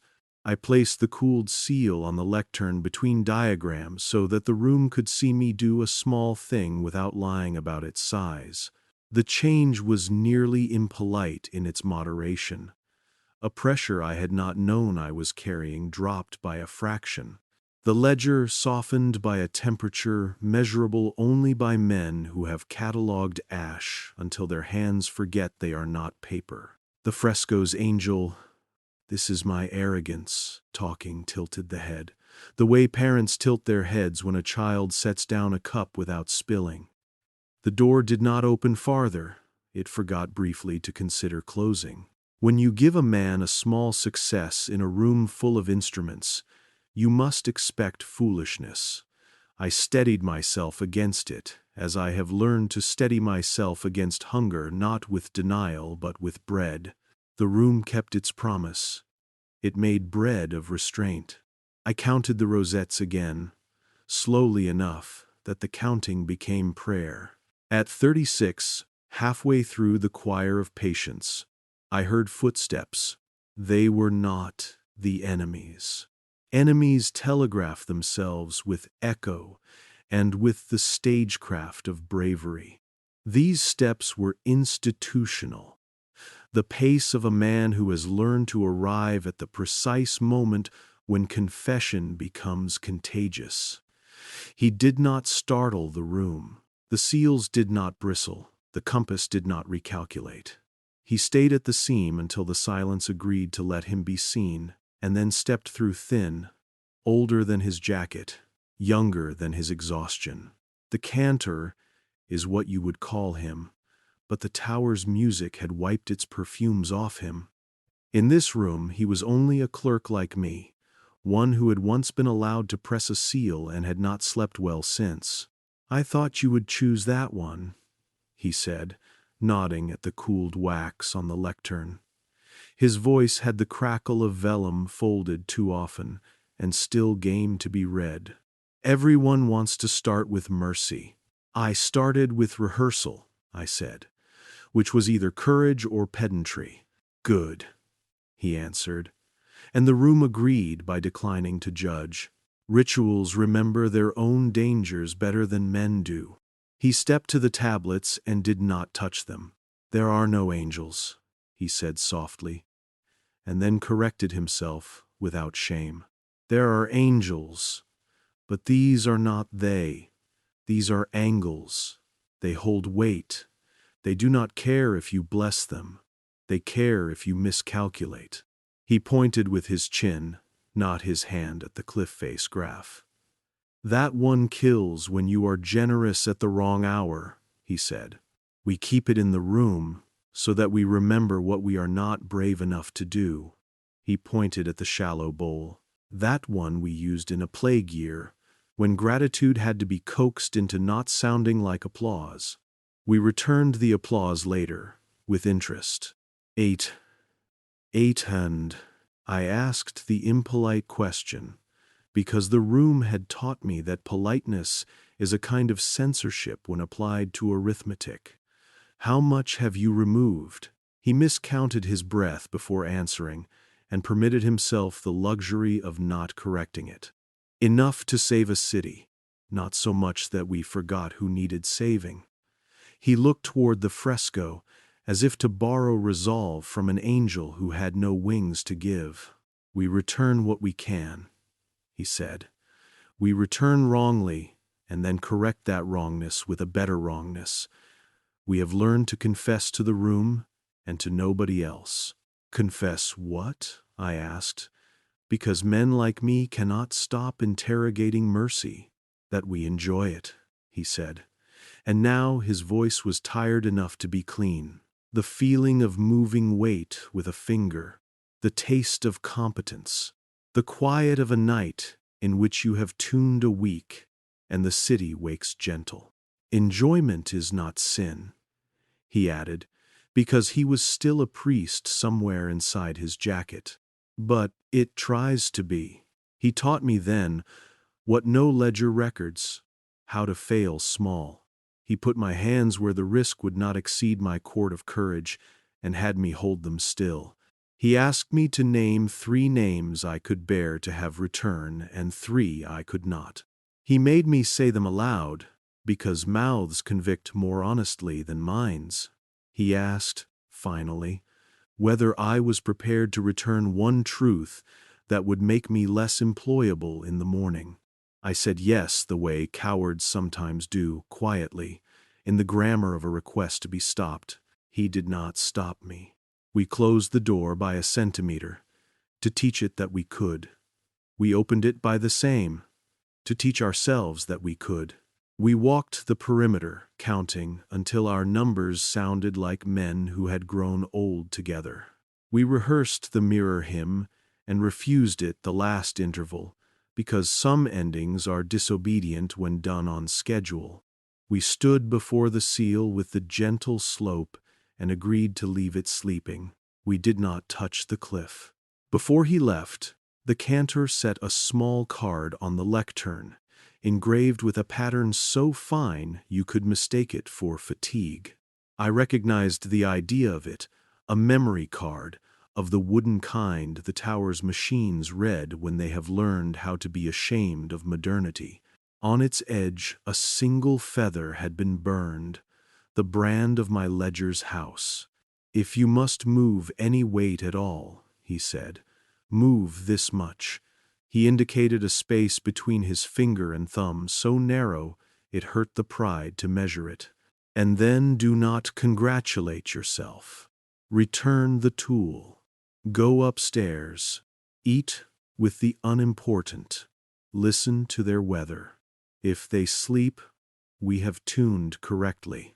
If they do not, come back and apologize to the room. I asked him why the room had been sealed so theatrically, when the work it guarded was so boringly precise. He smiled, the way men smile when they have learned not to resent their own education. Because precision looks like cruelty to people who have been hurt by sloppy kindness, he said. Because secrecy is a poor tool and a necessary bandage. Because we are not trusted to be honest about our arithmetic, and sometimes we have not deserved to be. He left me with the ledger, the card, and the small wax geometry, cooling on the lectern like a moon that had agreed, for once, to be touched. Above, the basilica shifted in her sleep. Somewhere a bell considered ringing and forgave the hour its lateness. I stood very still and practiced, not touching anything. The room approved. It expressed its approval by continuing to exist. Before I closed the seam, I turned to the fresco and read the caption for the 1000th time, this time with the courage to misread it on purpose. Keep the world from breaking. Keep the break from the world. I inserted a conjunction no scribe would tolerate, and the sentence grew an extra rib and breathed better. The angel did not move. The mason did not wink. Stone is a religion that can afford to be unimpressed. I set the memory card into the ledger's back pocket, next to my earlier scrap with my ciphered name, which now felt like a child's signature on a treaty. The quills lifted, lowered, accepted. I wiped the last warmth of my fingers from the bronze, as if to teach the door not to keep my prints. The seam narrowed until it was what it had always pretended to be, an argument resolved elsewhere. The rosettes cooled. The compass rose let go of the moonlight, as a tray lets go of water when somebody finally realizes the table is level. On the way to my cell, the corridors rehearsed themselves in the minor key buildings use when they are deciding whether to keep your secrets. I carried nothing but the ledger and the small guilt that comes free with competence. I slept as a man sleeps the night after he has opened a valve and not flooded a parish. The dream I had was uninteresting, in the way a good city is uninteresting when it has learned how to eat. If you cannot sleep now, I will count the seals again for you, and while I count, I will tell you a quiet truth. I had not been ready to think until that door tolerated my hand. The Treaty of 72 is not a pact with devils. It is a pact with forgetting, not the kind that insults the dead, but the kind that gives the living a chance to finish their day without falling apart. When we get it wrong, the city grows mean or confused. When we get it right, the city wakes and forgives itself a little before breakfast. You can hate the arithmetic and still eat what it buys you. You can love the mercy and still ask politely, unrelentingly to see the ledger. Tomorrow, I will call it tomorrow, because stories deserve calendars. Even when calendars misbehave, the room will ask for payment. Not money. Money is the smallest of our fictions. It will ask me to carry upward what it returned. The nuns laugh domestic as linen. The painters glaze, arguing politely with light. The extra step before widows turn the corner. It will ask me to spend those truths in a market that distrusts unregistered currency. It will ask me to fail small again, and to do it beautifully. Count with me to 72. We will stop at 71 and breathe. We will save the last seal for a better hour. And if the sleep you came for arrives before we finish, I will keep watch, as promised, so that nothing in this city knocks too loudly at your door. Midnight arrived, the way widows arrive at doors no one should have to knock on. Late, precise, and carrying a small courage wrapped in a shawl. The city had rinsed itself with a light rain that left stones smelling like a saint's patience. Above me, Rome's night rearranged its lamps into constellations that have never been named. Below me, the crypt remembered its vowels. The compass in the floor lifted the moon's thinness and filed it into portions, modest as alms. The 72 rosettes around the lintel took their shares without sighing. The cantor was already there, no jacket now, sleeves rolled, a liturgist stripped to his function.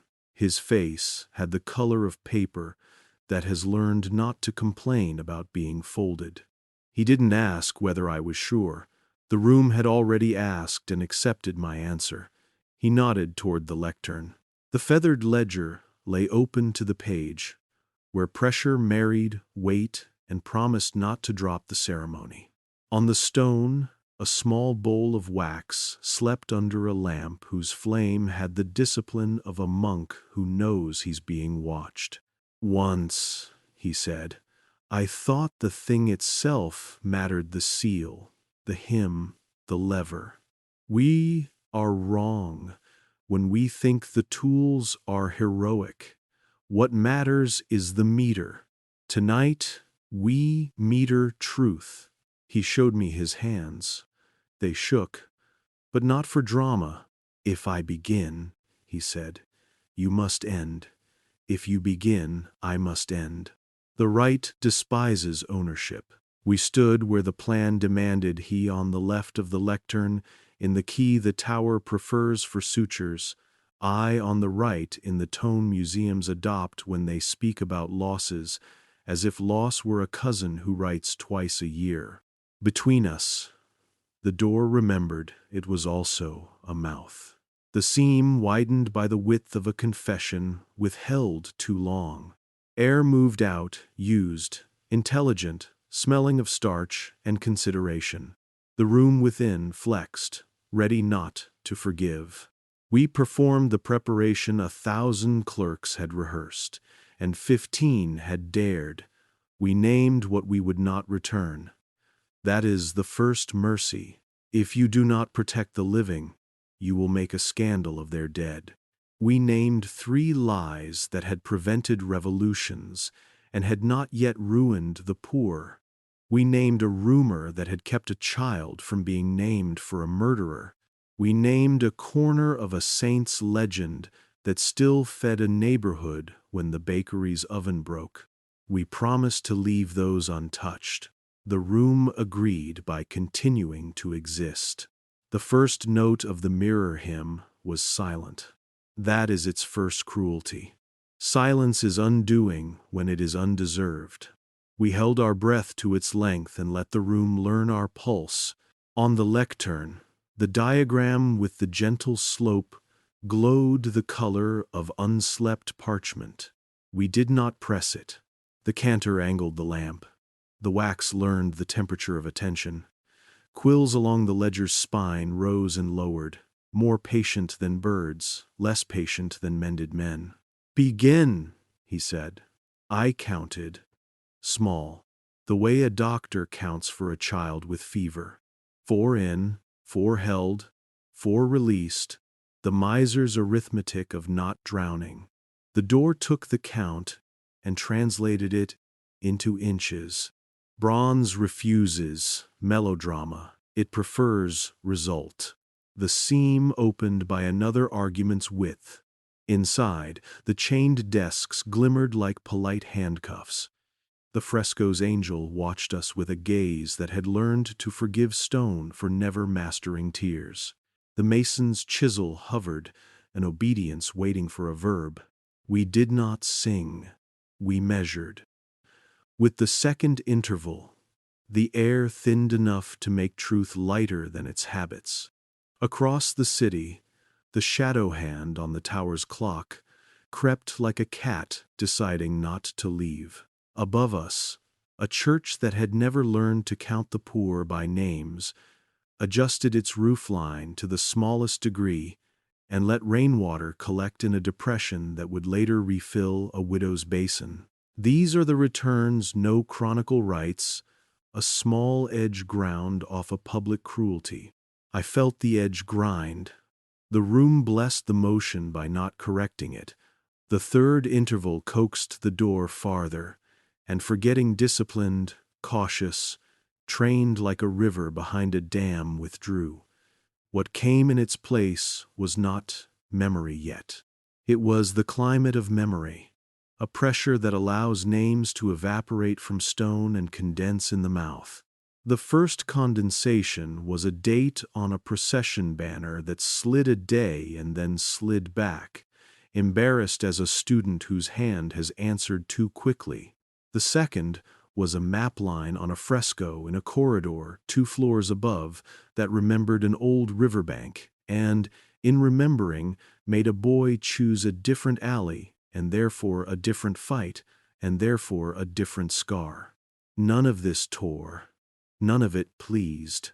It was work, and work is the unspectacular miracle that keeps cities from worshipping fire. We paused. The room asked us to. The cantor touched the bowl of wax with the back of a knuckle and nodded. "You see?" he said, whispering because the hymn punishes voices. "It is never the seal first. It is the silence that learns manners." "Why did you bring me?" I asked, breath hardly more than syntax. "Because rooms take hostages," he said, and I loved him for refusing to romanticize architecture. Better 2 men than 1. Better 2 consciences than the clean one you pretend to own. We resumed. The fourth interval is the one that tests knees. Priests kneel easily. Clerks do it reluctantly. Citizens rarely. We bent, and the air learned to like us more. You think I exaggerate. I have no reason left. On the stone, the memory card engraved with the feather warmed and carried its warmth into the ledger's pocket. The quills listened, then pointed not at a seal, not at a diagram, but at the fresco's caption, as if to say, "Read that again, but with better posture." The first true return was a laugh, not a voice, a temperature. It folded over the altar like linen ironed in a room where women are safe enough to complain about the weather. The little nun, demoted from sainthood to scholarship, announced herself as approval without audience. It changed nothing and refused to leave until we named it. "Sister," the cantor said, "we remember you." The laugh cooled into the wall like a promise that prefers not to be thanked. The second return was pigment. A painter's glaze remembered its father and lifted. A face that had been hidden under 2 centuries of corrective varnish, applied to appease a bishop who distrusted blues, breathed a color that reminded the nave of sky. Far away, a child looked up and for a moment did not ask for proof that love was possible. This is how rooms earn their keep. The third return was heavy. It belonged to calendars, a saint excised for cause. Too many drunks, too many dances, too little humility came back as weather. His day did not return to the register.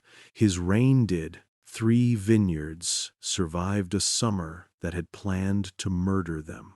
A priest who had prepared a sermon about temperance rewrote it to discuss generosity and accidentally saved a marriage. In the tower, brass flexed and decided not to protest. The shadow hand on the compliance clock moved a hair, the width of a man deciding not to slap. "Now," the cantor said, barely speaking. We took the smallest seal, the one with the gentle slope, the one designed for grief that only accommodates, and pressed it into wax we would not attach to anything. The geometry cooled into meaning. The room accepted the gesture, which means it did not punish us for it. The ledger's page turned of its own neat will to the line I had pretended not to enjoy. When you meter truth correctly, the city blinks less often. If you think that is metaphor, ask an eye doctor about grief. The right has a midpoint where men learn whether they will make a ruin of what they love. We arrived there, and I did not know it until I was past it. A pressure came up from the floor like a rumor that has chosen a victim. The candles did not flicker. They bowed. My palms brined. Across town, an old bell miscounted itself for the first time in a decade, and an insomniac forgave a clock. The cantor's jaw moved the motion of a man chewing on a prayer he dislikes. "Next," he said. And I understood that if I did not say no to something soon, the room would say it for me, and rooms are always less polite. I chose to refuse the cliff-faced seal, the one that kills when used at the wrong hour. I stepped away from it as a man steps away from a dog that has failed no one and cannot explain the teeth it carries. The cantor's eyes admitted a relief he would never inventory. The refusal recalibrated the right. The room, if rooms have moods, felt less eager. The hymn, silent, except to courage, lowered itself by a degree and began to sound like a hinge. We reached the line of the mirror hymn that closes a circuit that should never be fully closed. The line is not sung. It is pronounced internally, as if you were prepared to die for grammar. The cantor looked at me. I looked at the fresco. The angel without wings watched the mason, and the mason watched the chisel, and all 3 watched me the way parents watch children near water. The instruction I had read, and not believed, suddenly became accurate. If you say the last line correctly, the door forgets to be a door. If you say it incorrectly, the city remembers everything at once. I said it incorrectly. Not by accident, not to be brave, to be honest. The room shattered without moving. The seals burned not with fire, with meaning, which is the hotter flame. The brass in the tower harmonized without permission. The shadow hand on the compliance clock admitted it had always been a wrist. Up in streets that love gossip, cobblestones shifted their argument by one verb. 2 histories stood up inside the same city and tried on each other's coats. I saw Rome with the excisions, Rome without them, like X-rays hung on the same nail. Streets that existed because a saint had been retired, and a hospital could be built where his shrine had once consumed bread. A painting you love that survived because a discovery about pigment had been delayed by a jubilee a patient calendar permitted. A child born because a war arrived late to a border that had been moved unobtrusively to leave the poor a week to harvest. I saw the cruelty we had performed discreetly, and the mercies we had refused out of fear of their mess. I saw the faces of men like me, hands on levers, making arithmetic where miracles were expected and miracles where arithmetic had failed. 1,000 small returns rose like steam. The room filled with names the registers had begged to forget. A queen whose kindness had been erased to make the story of her husband's competence more breathable, took back a single day and spent it saving a midwife from an infection the parish had called punishment. A heretic's footnote returned to a page that had pretended never to know what a footnote was. A line of music in a dead composer's mass pronounced a note he had been forbidden to love, and a widow in the back row understood that she had not misheard God. The city did not break. It shivered like a person who has walked out of a cold theater into summer. The cantor spoke one word, softly, and the word had the density of an exit. Enough! In Nastor, I tried to stop it the way one stops rain by pitying rooftops. This is the penalty for enjoying competence. The torrent does not respect your appetite. The seals lifted the door the way pallbearers lift their grief. Beneath the threshold, void waited the not empty, not yet the builders call structure, and poets call abyss when nobody is charging them rent. From that hollow, the cancelled laughed again, and the laugh was less kind. Forgotten crimes asked for their blood with the courtesy of a bill. Erased saints queued like polite shoppers and demanded their miracles back with interest. Close it, the cantor said. Not to me, not to the room, perhaps to the arithmetic itself, perhaps to the child he had been when he first believed that weather is a virtue. I closed the feathered ledger. The quills snapped quiet, a flock that has decided suddenly to behave. The sound made a grammar in the air that the seals recognized. Their burning cooled from meaning to metal. The door remembered weight. Bronze obeyed gravity the way priests obey rules they hate. Without theater, it lowered itself into place and chose, mercifully, not to trap our hands. The city exhaled. Somewhere, in a bar where a saint had once preferred to be misunderstood, a man put down his glass and made a better sentence. Somewhere else, in a clinic where miracles are measured in blood panels, a nurse threw away an old superstition like lint.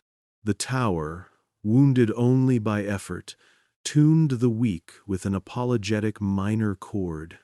The compliance clock forgave the minute it had miscounted and promised not to make a habit of humility. We stood, two men who had decided not to drown on the most dangerous tide. My knees informed me that they were done lending themselves to ritual for the hour. The cantor leaned against the lectern and, to my horror and relief, laughed. It was an old laugh, the laugh of a man who has survived a fire he himself helped to set and put out. You said it wrong, he said. Yes, on purpose. Yes. He nodded like an accountant who has discovered that the ledger balances after all if you count the small mercies as income. We pay for that later, he said. Not with shame, with attention. He touched the wax where our gentle slope had cooled into humility. And with returning tools. He showed me how to close the right, as if you were closing a window in a storm. You do not slam, you lower. You wiggle until the warped wood agrees to its own shape. You say thank you, because please has already been spent. He taught me the aftercare. 3 prayers that are not prayers, 1 for the poor, 1 for the proud, 1 for the rooms that keep their promises, and a 4th for the men who enjoyed their competence too much. I said all 4. The 4th took the longest. Enjoyment had left a taste like brass under my tongue. We cleaned. Ritual always leaves crumbs. We warmed the wax, erased our geometry, polished the lectern with a cloth that had memorized other men's terrors, checked the chains on the reading desks, rewound the lamp's wick to an obedience that would not tempt attention. The room softened back into its day job, a place to hold what cannot be shown to the kind of people who still point at comets and ask whether God enjoys theater. At the threshold, I turned to the fresco. The caption, "Keep the world from breaking, keep the break from the world," had learned my conjunction and tolerated it. And the angel without wings did not blink. The mason did not wink. Stone saves its winks for earthquakes. On the other side of the seam, the basilica's breath returned to its patient snore. The steps to the understacks counted themselves without the fuss they put on for pilgrims.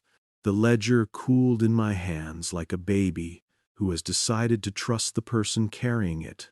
For now, we walked without echo. The cantor's shoulder brushed the wall in the way of men who apologize to buildings out of habit. At the stair to the world, he stopped. "Tomorrow," he said, "we will do nothing." He saw my confusion and shook his head. "It is a discipline. After a night like this, we do not fix. We do not correct. We do not astringe. We invite the city to show us what it returns on its own. Then we will know how much of what we did was mercy and how much was appetite. And if appetite, we pay attention longer.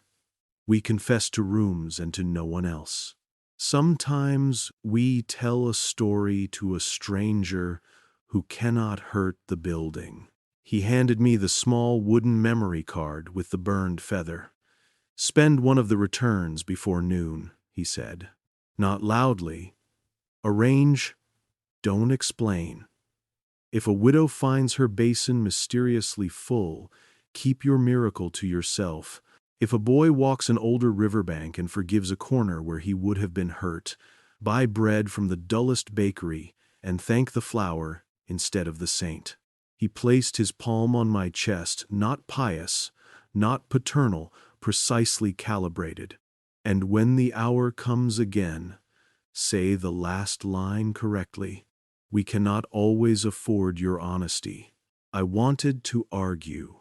Men like me always do, particularly when correctness gives off the smell of the same discipline that once taught us to confuse obedience with love.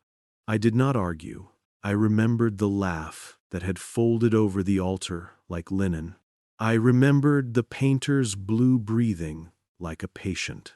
I remembered the vineyards and the rain and the ugly arithmetic that turns rumor into ash and ash into weights and weights into decisions 2 men make under a city that wanted sleep more than it wanted justice.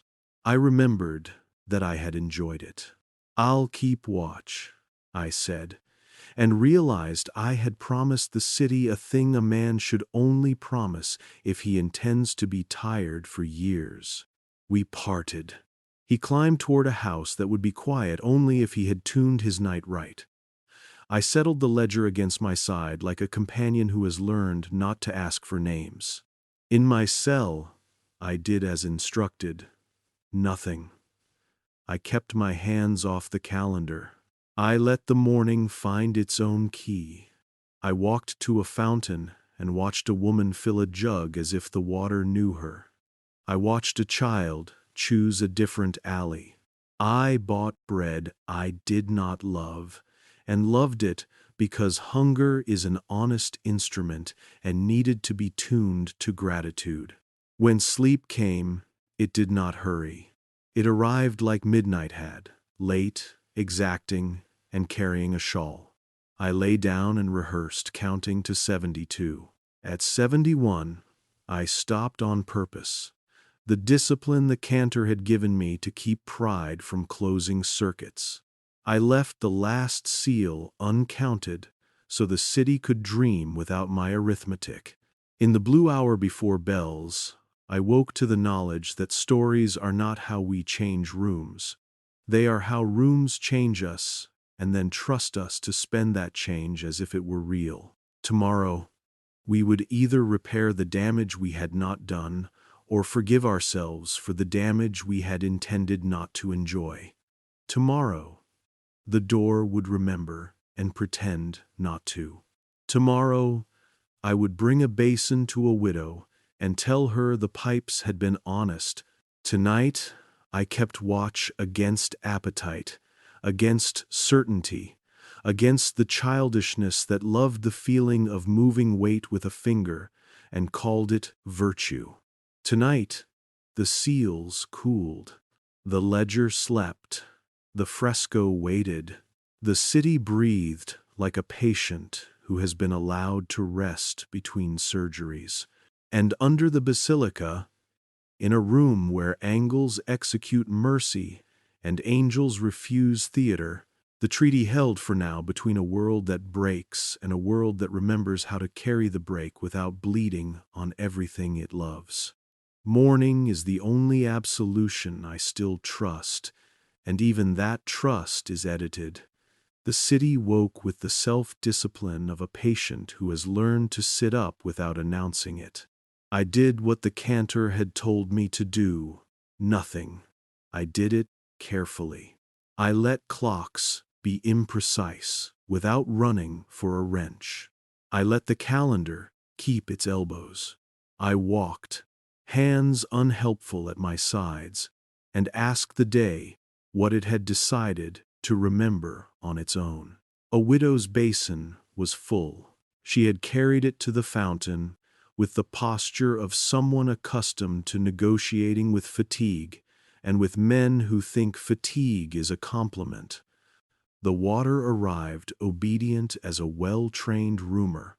No thunder, no music. She looked at the sky the way one looks at a neighbor who has finally learned to be quiet, and she did not say thank you to anyone with a name. I bought bread from the dullest bakery and loved it, as if love were a verb with a reasonable tax rate. The baker apologized for the crust. I apologized for nothing. A boy turned down a different alley. He did not know that a map line in a fresco had remembered an older riverbank and had pulled his feet 3 degrees to the left. He would think of the decision later, if he thought of it at all, as wisdom or luck or the wry education of being poor. He would not earn a scar that would have taught him the wrong theology about the tenderness of God. I watched until he disappeared, and then watched the corner he had refused, as if corners could be redeemed by surveillance. A color breathed where a bishop had once preferred brown. The nave's blue of the painter whose glaze we had returned settled into the faces of women with the unceremonious generosity of sky. It asked nothing. It demanded nothing. It simply insisted that grief had an opposite other than anger. A child stared and failed, magnificently, to become cynical. If you think miracles are louder than this, you have been spending too much time near brass. The tower behaved. Its brass logged the weak with the professional shame of men who know they have tuned a thing to within an inch of their lives and are grateful not to be asked to sing. The compliance clock moved its shadow hand by the width of a husband deciding to apologize without requiring applause. The cantor did not contact me. That is how he says well done. By noon, I had spent one return, not loudly. I carried a bucket to a cellar that loved to flood, and found the water hesitant, as if someone had taught it manners. I did not tell the old couples there that forgotten saints sometimes come back as weather. I told them the pipes had found their courage. They invited me to sit. I did. We performed the sacrament of soup. You think I am sentimental now. I forgive you. Sentimentality is a vice of the underslept. What I am is meticulous. I can tell you the pitch of the room where a woman realizes she will outlive her debt. I can tell you the interval of a bench in a park when a stranger chooses not to sit too close.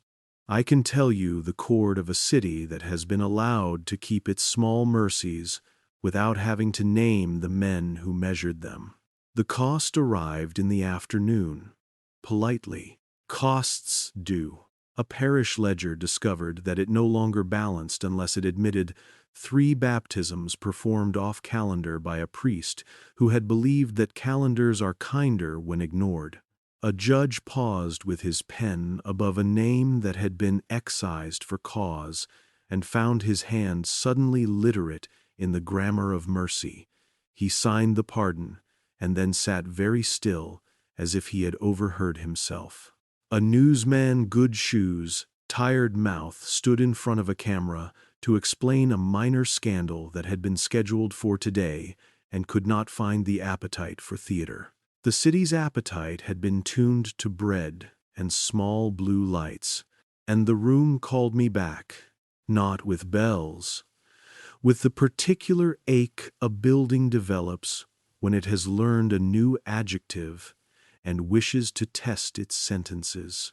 I descended the stairs that had studied patience, opened the seam by the width of an argument we could afford, and listened.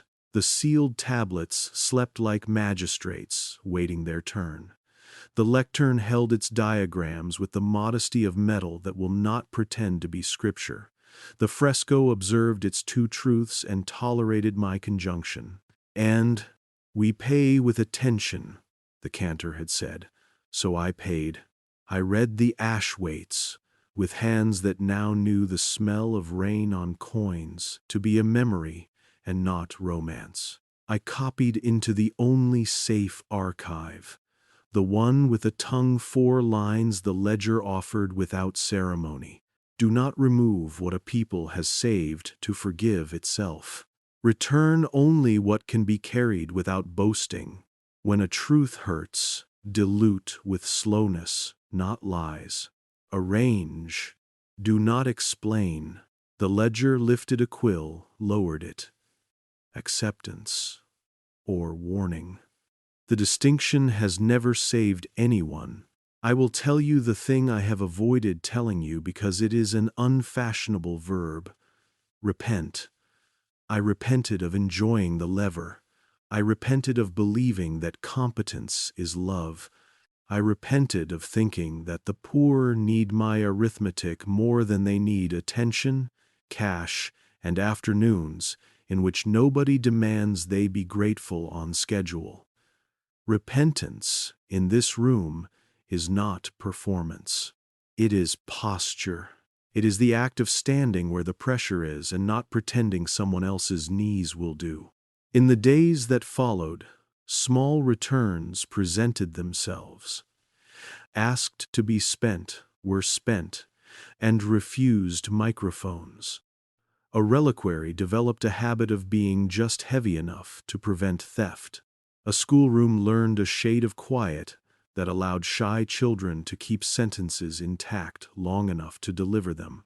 A hospital corridor remembered a tune and hummed it, under the breath of shoes, so that a nurse turned left instead of right, and found a man who had decided to die and persuaded him to postpone it until morning.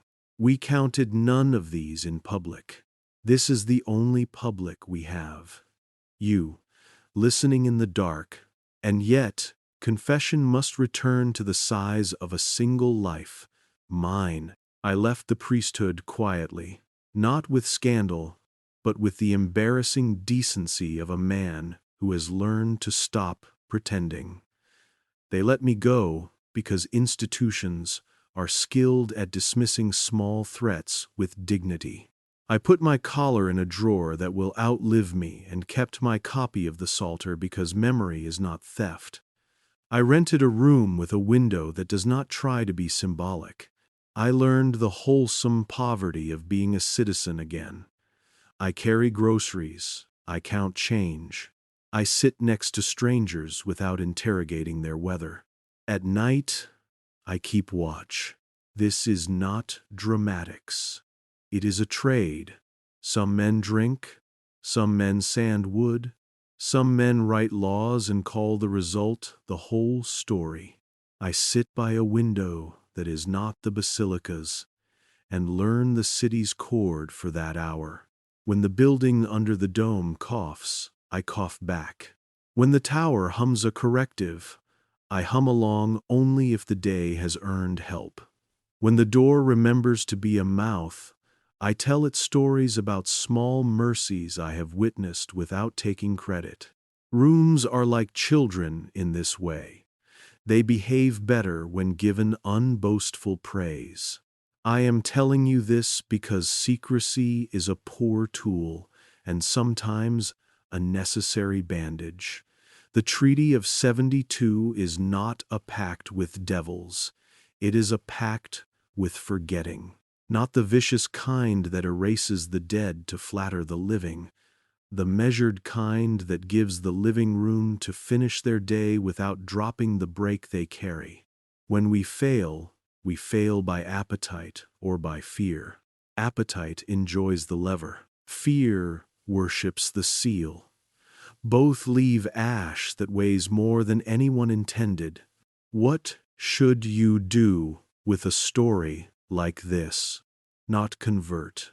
That would be vulgar. Not riot. That would flatter those who sell helmets. Not decorate your skepticism with my vocabulary and pretend you have become brave. The city does not require your performance. It requires your attention. Keep a private calendar that counts what only you would count. Mark the day your son forgave you first, and you pretended not to notice. The hour a stranger returned your name to you without asking for a story. The night you stopped hating a room because you realized it was carrying weight you had not learned to lift. Make feasts of questions. Starve your appetite for certainty 2 days a week. When you visit a museum, stand not before the most famous painting, but before the one beside it, and ask what had to be forgotten so that it could live. In the margins of a book, write the thing you are afraid you will forget, and then, this is the liturgy. Return to it. Speak softly to clocks. When they miscount, forgive them once and only once. Then ask whether their error served anyone besides their pride. If a year feels wrong, hum for it in the key your grandmother used when she mended shirts. If a saint's day offends you because of someone else's sermon, move it 3 inches in your own calendar and do not announce the correction. If a rumor fills your mouth with sugar, drink water and go for a walk. If a child asks for proof, give them bread first. Guard your enjoyment of competence. It is honest to love the feeling of setting a hinge to rights. It is dangerous to believe this entitles you to decide which doors should exist. Learn the aftercare for your successes.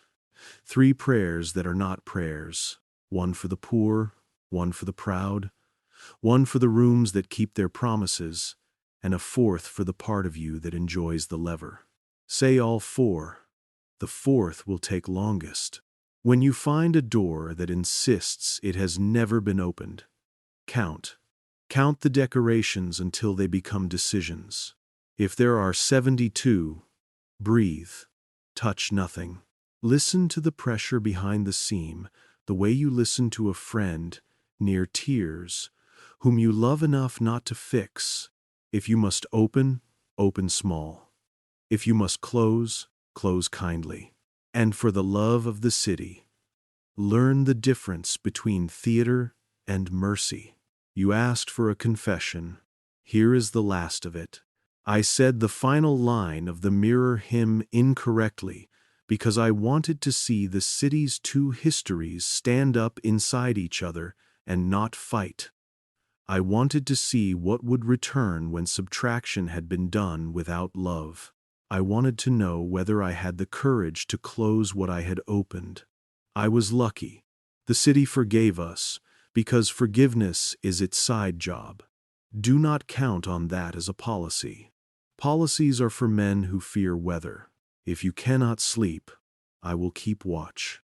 I will sit in this chair that has decided not to be a throne. I will count to 72 and stop at 71, the discipline that keeps circuits from closing on their own vanity. I will tell you, softly, about the nun's laugh that folded over stone like linen, about the painter's blue that refused to be obedient and thereby taught patience, about the vineyards that lived because rain remembered its job. I will tell you that the most dangerous thing to the people who prefer quiet enforced is not rebellion. It is recollection. Do not stop asking. Do not stop arranging. Do not stop counting when others have decided that arithmetic is impolite. Do not let anyone sell you the idea that silence is sacred when it is merely useful. Keep the world from breaking. Keep the break from the world. And this is the conjunction the fresco could not carve. Teach the rooms you inhabit to tell the truth without flooding the floor. When you wake, carry one name the day forgot yours will do back into the world, and spend it without boasting. If a door chooses to remember you, be kind to it. If the city hums, hum back. If you find me on a bench, do not thank me. Sit. We will count together to 72, stop at 71, and watch with the patience of stone as memory returns the way mercy prefers. Measured, domestic, brave.